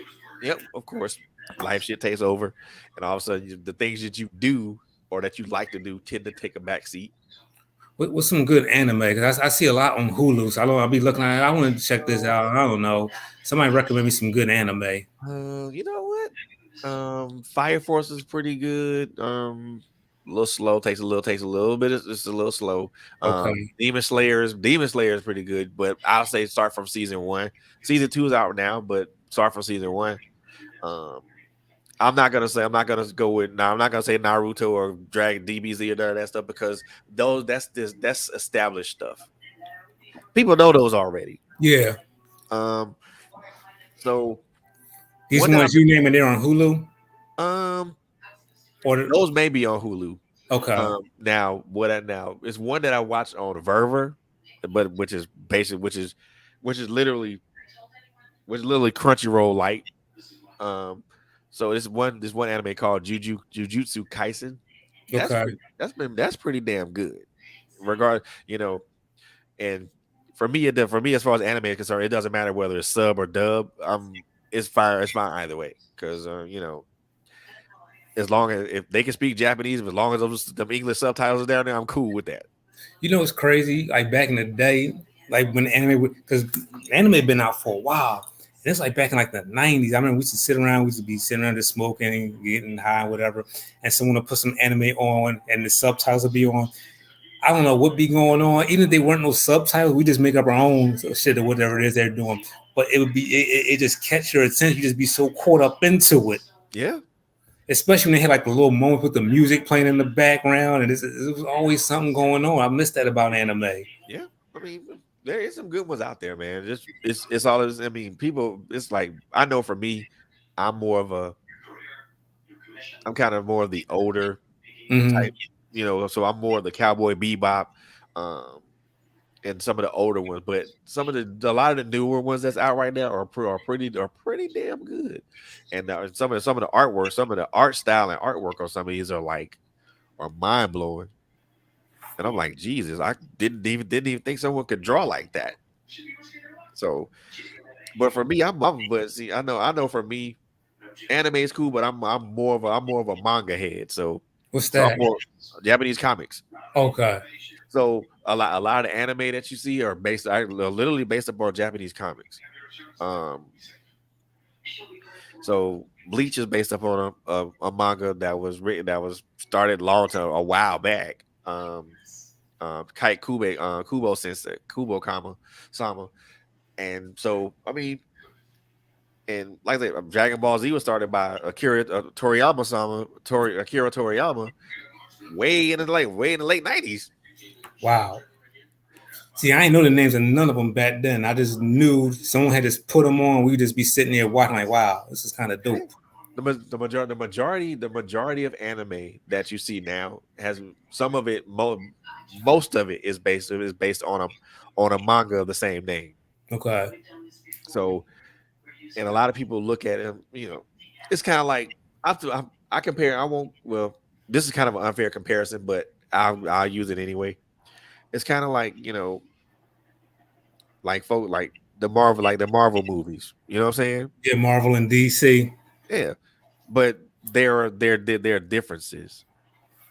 Yeah, There are we differences see that into that. there are differences in the universes because you can tell. And and for me, I am a person that believes in, if you're gonna do like movies based upon a certain character, Hmm. I truly believe that you should stay within established canon. Yeah, So with kudos to the Avengers movies, albeit them being I long haven't as seen out hell. one of them. They're long as hell. Yeah, I haven't seen out one Avengers movie. I just can't get into the live action movies of these things that like even with like I think the last one I saw was of course Black Panther. Before that, like the old X-Men, and then my favorite one, the Ghost Rider. But after that, I was like, I really can't get into these live adaptations of these comic books that I love because it just doesn't have the same No, because they number one, they don't follow the established canon of who the character is, and because we read comic books, we know what the Yeah. established canon is. See, we old school. We come back from when comic books was comic books. Yeah, bruh, let me tell you, I go way back to I can tell you, I go way back to let's see, hell, what's the name of that comic book company that was out prior to with Marvel, Wildstorm Comics, when they had Wildcats. So I can tell you, I go back there. Mhm. I can take it back there, but also when Jim Lee was writing and drawing um that particular comic. Go back to the Age of Apocalypse when what's that guy named Joe Mad was actually drawing. That's the first time I ever seen an Mhm. anime style artwork in American comic books, and I was like, this looks pretty damn good. So Comic books used to be a real. I mean, I'm sure they're still big now, but like back when era we was coming up, they were really big. Them, sports trading cards and all that with the stick of bubble gum that used to come with them. And and look here, comic book, so you already know what it is. You go to a bookstore or a comic book store, get the latest issue of a comic and read it from cover to cover and then put it away. like you would literally sit there and wait months for that little 20, 30 page comic to come out. It's Yep, that was my ritual back then when as a kid. That's what it was. I mean, wait that whole month or so for that comic to come out, and then just to see the continuation of that story. Exactly. And I'm like, and for me, and you already know, for just to do that was kind of like would be the highlight of a day. Hmm. And I'm like, wow, they now you got digital comics and And they were so cheap because you could buy like 6, 7, 8 of them at a time. They were that cheap. yeah, oh yeah. All right. Now you got the original Superman comic book going for over $500,000, bro. Be careful my points. You got the original Superman comic book going for over $500,000. Like what? Wow. You gotta have that. Gotta be in great condition. I'm pretty sure that they are in great condition. But I mean, I know me. I didn't keep comics that long. I mean, for me, they were just something to read, and so I didn't think they would have any type of future value. We always knew that hold on to these comments. Don't even let so much as a little bit of a little wrinkle get in the top corner because something will deface the value of that Oh yeah, comic book. So we already knew the values of it. yeah. I mean, even the baseball and even like the baseball and basketball cards. Now I'm like, Mhm. what? Didn't know that was good. That was that much. I forgot how much they said Tom Brady's rookie card just sold for. Probably a whole bunch of money. Yeah. First, I was shocked. Like, wow, people still collect trading cards. You'd be surprised. You'd be surprised. I got a friend of mine right now that still collects Topps baseball cards. Damn, Top still doing that? Yeah. Does the gum still come with it? Nah. Unfortunately. Well, it's nice to know that Big League Chew is still out, still around. Oh man, hell, I can't talk. I still watch wrestling. You and me both. And then, well, that's fake. I don't care. It's entertainment. See, here's the thing people don't understand. No, it's not fake. It's scripted. There's a difference between fake and It's it's scripted. predetermined.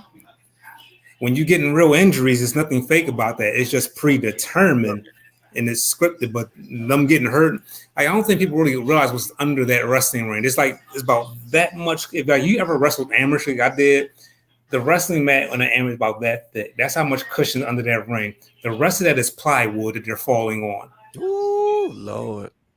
Yeah, falling on plywood 300 something days out of the year is not a good feeling. Shoot, I'm getting man. Look here.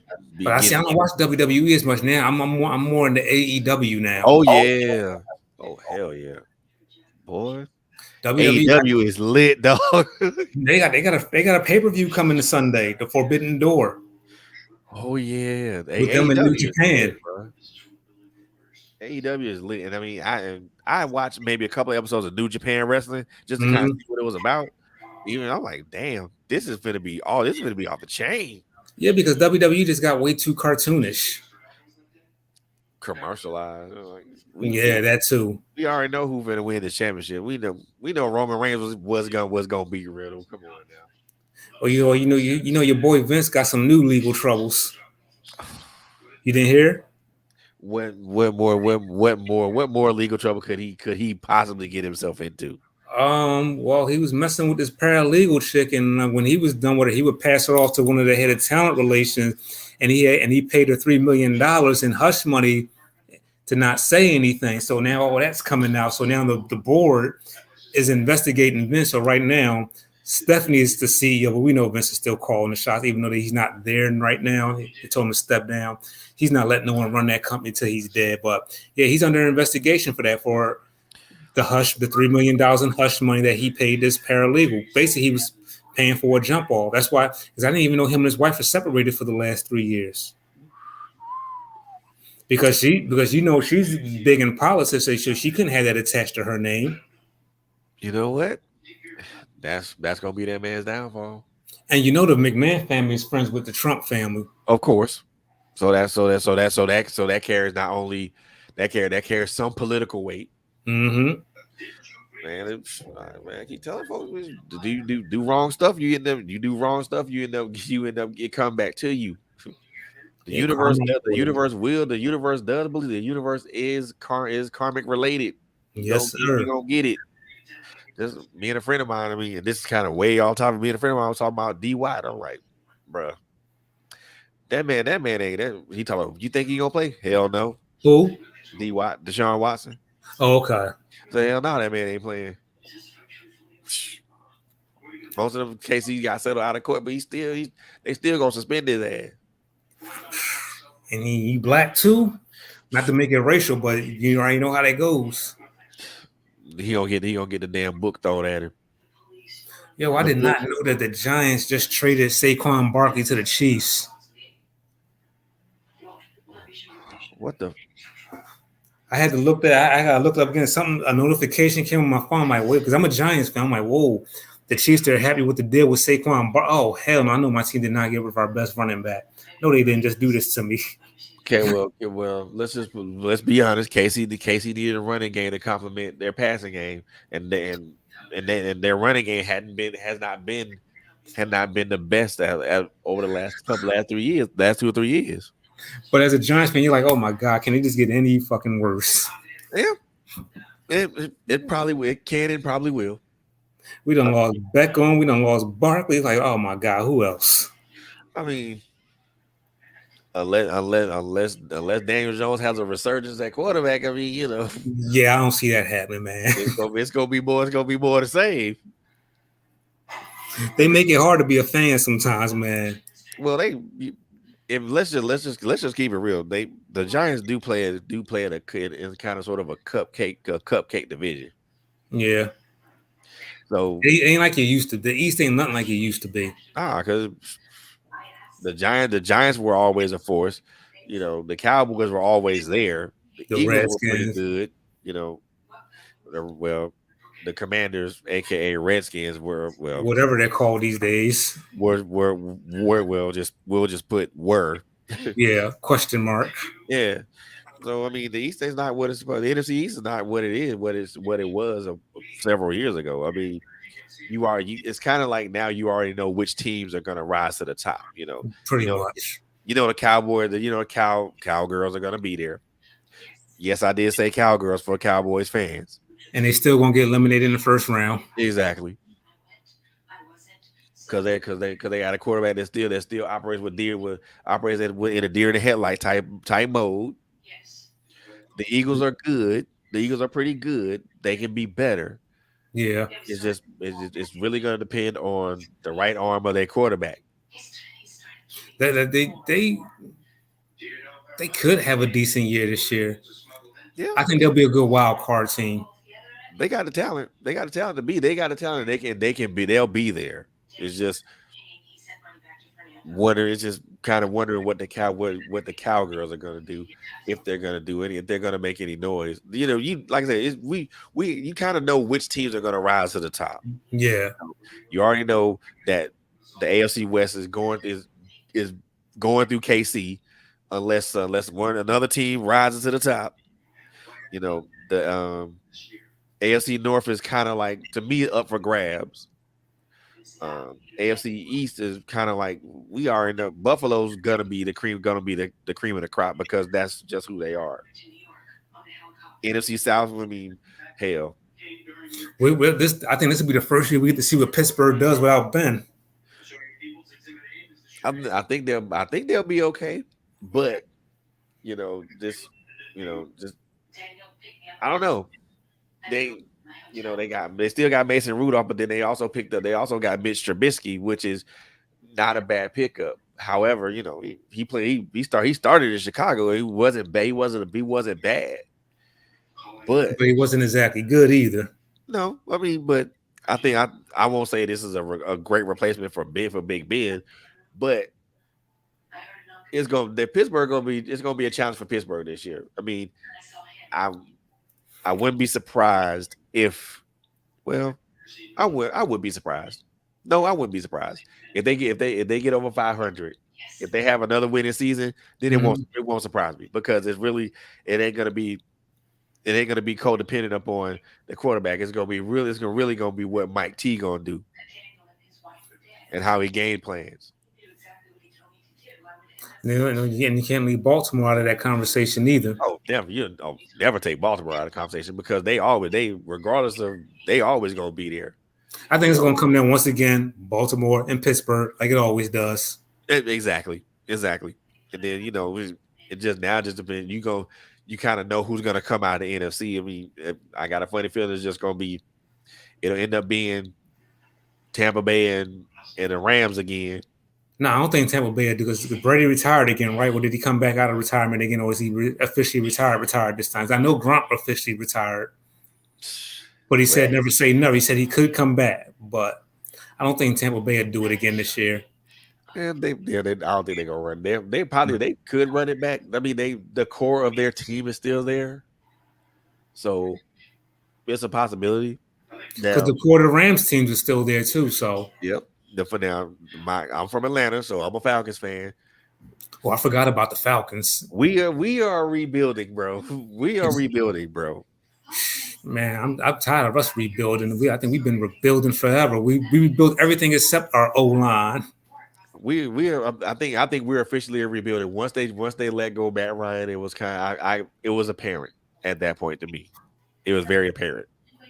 I was like, okay, they rebuilt it. And then they picked up Marcus Mariota. They picked up Desmond Ridder in the draft. So they pretty sure they're going to run with Mariota as a starter with Desmond Ridder behind him. Or it could go the opposite way around. I mean, I noticed that we did upgrade our receiving core to get bigger receivers, so that probably would help. But again, you can't score all the time if you can't stop nobody. I think my team, we need to really do something with our O-line. We've done everything. We've done got this person on defense, this person on offense, everything except the O. That is our our Achilles heel, our What? offensive line. I was And gonna then we say had that. What I was gonna ask you that. What's up with the O line, man? The Giants O line is horrible. and then this is another thing with our team is like one week the O line is horrible and the defense turns up. The next week the defense plays shitty, then the offense turns up. It's like we can't get consistency. Yeah, I think that's probably it's yeah, they're gonna have to be consistent. I mean, again, the NFC East is a cup. I will is a cupcake division. They can win it, or at least get to a point to where they can make some noise.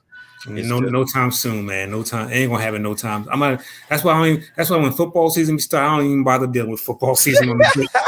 I already know how this is gonna go. it's already you already know what's gonna happen. Yeah, man. It's like Roman Reigns. You already know who's gonna win. Exactly. And I ain't now now the when I now this NBA thing, I really thought Boston was gonna pull it off, but then Steph Curry. Hey, man. I ain't have a dog in the fight. My team went out in the second round. That's hard. That's horrible. Oh, talk about the Sixers. Yeah. No, the only team in Philly I don't root for is the Eagles. All the other ones I root for. What? So I'm trying to figure out what are they trying to identify themselves as? Who? The Sixers? Yeah, What you mean? I mean, as a team, I mean you. So they got a. Why not just build a team around him Embiid? and then roll from there? I think that's what they were doing. They got Harden because I don't think Harden's going to go anywhere because if he plays this year, he'll get more money when he does go to another team instead of just opting out. So I mean, it's his best interest if you actually play this next season. That way you'll get more money. yeah, But I think they are building around it big. My only thing I was mad about, I wasn't mad when they got rid of Ben. I was just mad when they got rid of Curry, when they got rid of Steph's brother. I'm like, oh, oh yeah, that because one hurt me, man. yeah, that was he was one of the better shooters. Yeah, that one hurt me. I mean, yeah, that was bad though. That was real bad. So I mean, but guess what they sent them to? New Jersey. But you know what?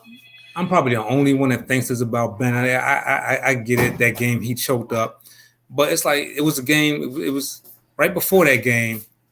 The Sixers played. They were up by 30, They and played lights out. then the team just came back in that game. They was up by 30. I'm like, we would have won that game. Wouldn't nobody? Because then the next game we won, and Yep. then we lost that final game. So if we wouldn't have blew that 30-point lead and won the next game, the series would have been over. So, all right, Ben had a bad fucking game, but who's going to take account for that 30-point loss, the 30-point deficit that we had that we lost? The whole team need to take accountability for that. That's a team thing. Not that's a team thing, but it also is a coaching thing too. I You mean, so know. I mean, I get the Ben hate, but I'm still stuck on that game. Like, no Yeah. one's going to talk about that.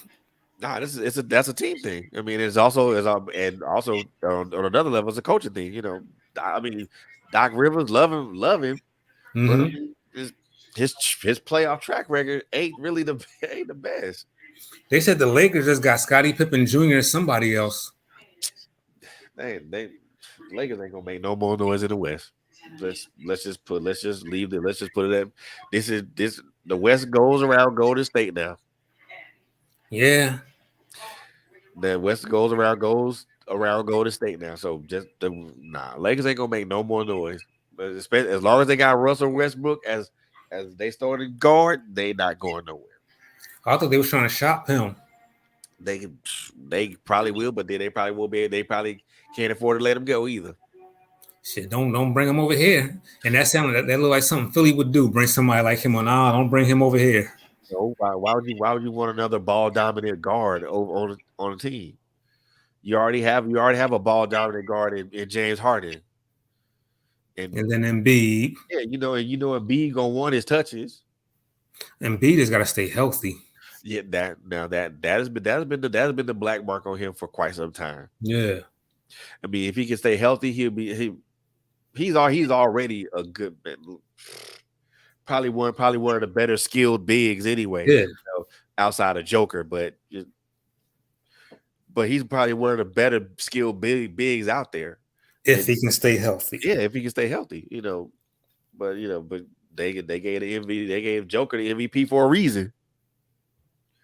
But hey, I just it's go this football season gonna be interesting. But Right. I'm not even tuning in to football season. I already know what's not going gonna on. watch it. You ain't gonna watch. You ain't gonna subscribe. You ain't gonna subscribe to it. Nope. Nope. You They just- said the USL. Have you watched any of the USFL games? some of those games have been pretty damn good. I haven't Actually, watched one yet. some of those games have been pretty good.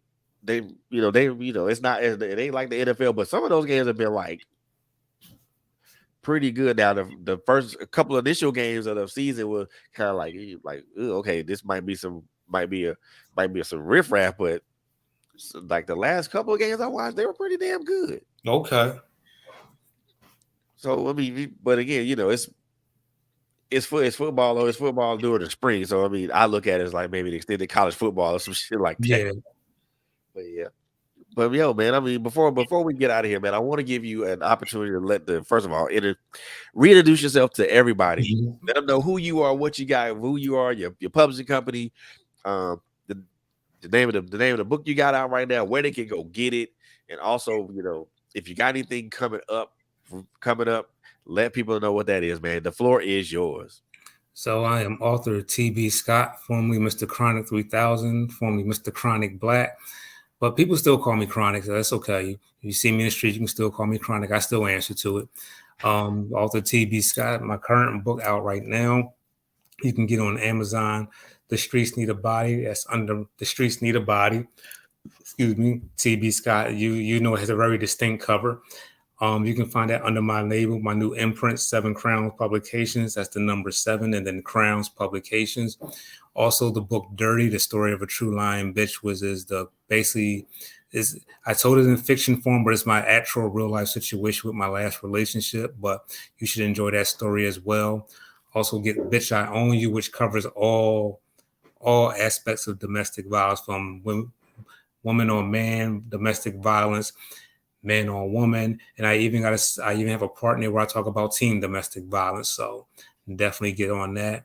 Um, in August, I have coming out under Raquel Williams Publishing, Summer Fling with my Philly Queen. That's coming out in August. I don't know the exact date yet, but that's going to be a part of the Summer Fling series on RWP.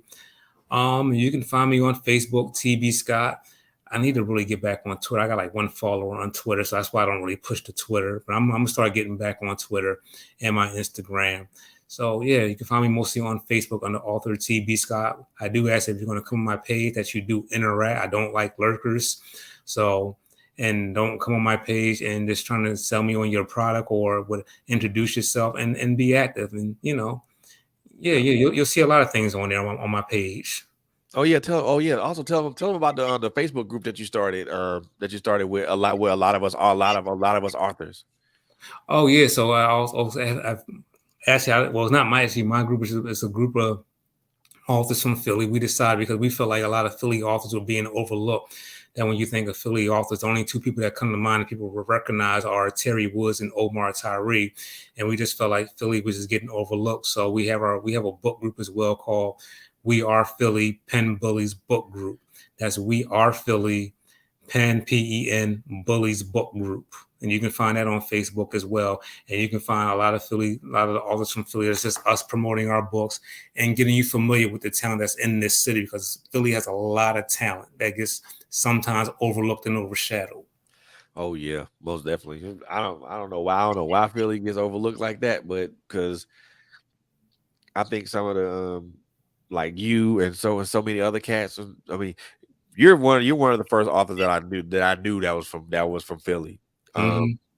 I know there's a couple of others that their names are on the tip of my tongue, but I've seen them on Facebook. So man, y'all if anybody y'all sleep people are sleeping on Philly because Yeah, Philly got some great author talent out here. You know, my brother TB Scott is one of those talented people from the area. So I mean, and I can personally vouch for this man because I've read his books, and I know by if you read one of his books, not only are you going to get a very engaging story, but you're also going to be is also that noodle gonna be put to use as well because it's going to make you think. exactly. That's all we want to do: entertain you and make you think. There you go. Entertainment and thing. Make sure you use that noodle as well, man. So, And shout out to the wife and shout out to the missus too, Vet oh Wilson and yes, Boss Up. I'm right now. I'm here right now because I would have quit. And I'm here right now because she wouldn't let me quit, and she stayed with her foot up my ass and made sure that I got on it and did what I need to do. And every man needs a strong woman to push him. And if you got a yeah, strong woman that's going to push you, you need to keep that woman because that woman is definitely a keeper. So I have yes to give my indeed. wife her props. Love you. Yep. Shout out to the queens, y'all. Shout out to the queens who do what they can to make to uplift and support their man. Shout out to y'all. Shout out to y'all, man. Y'all are the unsung heroes around here, man. Exactly. So most definitely shout out. Shout out to my queen Monica Reese, man. She puts her foot up my ass all the time, and the talks we have, have been, just helping me become a better person. So, and I'm so happy to have that type of thing, have that type of person around me to push me and to help me be better. So shout Exactly. out to all the queens who do that, man, who support that man and help them just to reach whatever pinnacle or whatever goal they are, or better yet, just to help them just to be a better person. So shout out to y'all, man. Shout out to Yvette Wilson, because yeah, And nothing against interracial love, love who you want to, but it's not like seeing black love prosper, man. bro, that look, we could do a mic drop right there. You know what I'm saying? We could do a mic drop Hey, right that there. could be a whole nother show you could do. I might want to chime in on that one. I'm thinking of, you know what? I'm thinking about that. I'm gonna let you know when that pops off, man. Because I'm thinking about Okay. doing that like real soon, We can real do that soon. one. Let me know when you do that one. I want to get on that one. For sure, for sure, for sure. I got you. I got you. I just haven't been finding subjects to talk about lately because my work schedule has been like a little crazy, and I've been only been able to do shows on Fridays, and I'm like, I don't want to pre-record anything, but I may have to do that. But I got you, man. I'm most definitely gonna keep you in the know with that, most Most definitely. definitely. But yo, man, look, ladies and gentlemen, boys and girls, friends and countrymen, and anything else that you guys want to call yourselves, want to reintroduce to some, and then introduce to all. My brother, the pen. Um, again, this is a brother that I admire greatly, not only but not just because of his talent, but because of um, the camaraderie and the friendship that we shared over the years, and the advice that he's given me over the years, and just the things that we've helped each other with over the years, but also just to I admire this man to see from seeing him grow from one end of the spectrum to another, and as a brother, as a brother, it's always love to see another brother grow and become greater, and also grow in his potential. This is something that I think that us as black men need to do more of. Hmm. We need to celebrate each other, y'all. As black men, we need to celebrate each other, because Exactly. we need to celebrate our wins. We need to celebrate our wins, no matter how small. We need to talk about our losses, no matter how great. We need to talk about potential, no matter how great or how small. Look, I'm gonna say I can't stress this enough. As black men, we need to celebrate each other. Exactly. Black women celebrate each other all the time, whether it's for a big win or a small win. But we as black men, we don't celebrate, we don't compliment each other, we don't give each other props as much as we should, because there's something ingrained in us to hate the next man for doing something Exactly. great. But this is but I'm gonna say I'm saying this right now. Number one, in front of Radio Land, but also to in front of my brother as well, because I celebrate you tonight, man. I've seen, we've been friends for a minute. We've watched each other grow from one end of the spectrum to another, and to see you come from where you started at to where you are now, it's I love it. For number one is I love it. I love it. I love it. I love it. And it's amazing, bro. So I celebrate you, man. I salute you. You And know, salute to you too, well, man. 'Cause like I said, we both watched where each other has come from our days at DKP yeah. to doing anthologies and working with other people to now both was basically black owned businesses, Yeah. and it wasn't an easy road for either one of us to get there. We're both there, so definitely a salute to you as well, man. Oh man, I appreciate it, man. It's all love, bro. It's all love, man. So man, my brother TB Scott, author extraordinaire, man. His books are available on Amazon. The most recent release, The Streets Lead a Body, is available now. Go get it. Go get it. Go get it. Go get it. I guarantee you, as you will not be disappointed. You will not be disappointed. Also, just man, keep your eyes and ears on the summer series that's going to be coming real soon in August. So keep your eyes on that. My brother and my sister. I'm calling the event my sister now. They got some good things coming out, man. And also keep your eyes and ears on the ground for Seven Crowns Publishing, man. Yes. They gonna have some good stuff coming down the line. So I want you guys to keep your eyes and your ears on the ground for them. I really want you guys to, because it's one thing to say you're gonna support someone, but it's also another thing to actually support someone when they do Exactly. something. It's being an entrepreneur is not a good I won't say that it's not an easy road to take. It is Each day comes with its own personal challenges. And it comes with its degrees of successes, degrees of failures, but also its degrees of indifferences. Hmm. And we as business owners, we navigate those waters daily. So, you know, do me. I won't say do me a favor, but support an entrepreneur if you can. It doesn't have to be anything monetary. Just just liking their content on Facebook or Instagram or whatever, or just saying hey, or reaching out to them, via messenger, don't without being creepy or trolly. Hmm. Just say, hey, I saw your post or I saw your book. I like it, I like it. I'm gonna buy it, and things of that nature. So support an entrepreneur, support an author, you know, all those things, all those things help us as number one as an entrepreneur, and also as because it lets us know that the path we're on is the right path, but also lets us know that what we're doing is actually reaching and making a difference. So with that being said, I mean, there's nothing more I can really say to that except that. You know what I mean?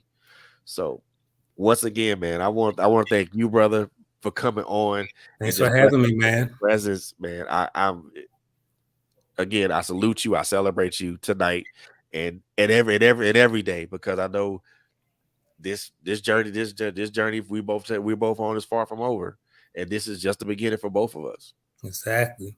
So Okay. Look forward to doing this again, man. We're gonna run this back again. So oh hell yeah.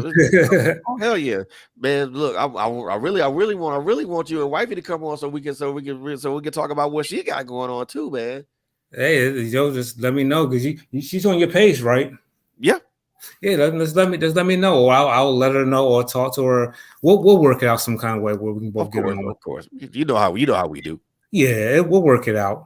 You know how we do. But ladies and gentlemen, boys and girls, that's gonna conclude this episode of The Office Alley with me, your host, Frederick Beatty. This particular show was proudly sponsored by my brother Russell Tyson, M. Tyson's life-changing stage play, A Changed Mind. And let me just go ahead and throw this announcement out here right now before I personally forget. So coming back to the atrium, August 6th, 2022 at 7 p.m. Atrium is located at 5479 Memorial Drive in Stone Mountain, Georgia. Zip code is 30383. Tickets are on sale right now for $35. However, if you go to the website at changemind.com, or I think it's inspireimages.com, and put in the code Trailblazers10, you will get $10 off your ticket. So go to the website, put in the code Trailblazer10, get $10 off your ticket. Again, uh, the life changes change played by Russell M. Tyson, A Changed Mind, will be in the atrium Saturday, August 6th, 2022 at 7 p.m. Again, the atrium is located at 5479 Memorial Drive, Stone Mountain, Georgia, 30383. Get your face in the place to see this life-changing stage play, man. My brother Russell M. Tyson is an awesome playwright. Please, as I always state, when it comes to my guests or anybody that I support, show them support by buying a ticket and coming out to watch this play, man. You guys won't be disappointed. And on that note, that's going to conclude this particular program, man. Once, as I always say to people, the three things I always like to say: first of all, love on each other, be good to each other. Last thing I always say is a crazy ass world out here, man. So please, please, and please again, be safe out here, man. Y'all be good, and we will see y'all again. We will see y'all, and we will run this back again next Friday when my special guest will be Mr. Tony Wade. We're gonna talk about his music. We're gonna talk about his books. We're also gonna talk about what he's got going on right now. But also keep your eyes and ears on the ground for my sisters. My Life Has Destiny with Quinn Jones and Coco Fenton. They're gonna bring a nice subject going on and stuff like that. Also with my sis, Mr. Bobby, Miss Bobby. Bobby takes over. She's one of my sisters. I love her so much, and I love her content that she brings here all the time. And so, yes, indeed, just keep your eyes and ears on the ground for what they got going on. Oh, and somebody just hit me up with another announcement. So let me just make this announcement real quick before I get jumped on.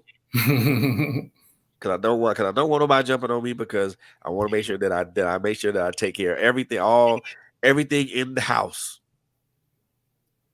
So let me just make sure that I do this, because if I don't, I know I'm gonna get jumped on. So want to make sure that make sure that I say this, and make sure that I support my sister, Miss Coco Fenton. Their 2022 prophetic conference will be July 30th at 6:30 p.m. It is a Zoom meeting. A Facebook post has already been made for this, so you guys make sure you check out that Facebook post. I will post it again tonight, so you guys can check it out. There's a registration link on the bottom of that flyer. There's going to be 5 powerful women that are going to be here, including Reverend Viviana De Cohen, Elder Makisha Johnson, Dr. Kimberly McWilliams, Prophetess Chandra Foster, and also Apostle Anita Page. Make sure that you guys register for this conference. Register for this conference will be restored, renewed, and rejuvenated. These women are going to be bringing some powerful words that could possibly change your life. My sister Coco Fenton is one of the masters of ceremony for this particular conference. So make sure you guys make sure you guys make sure you guys tune in and also support.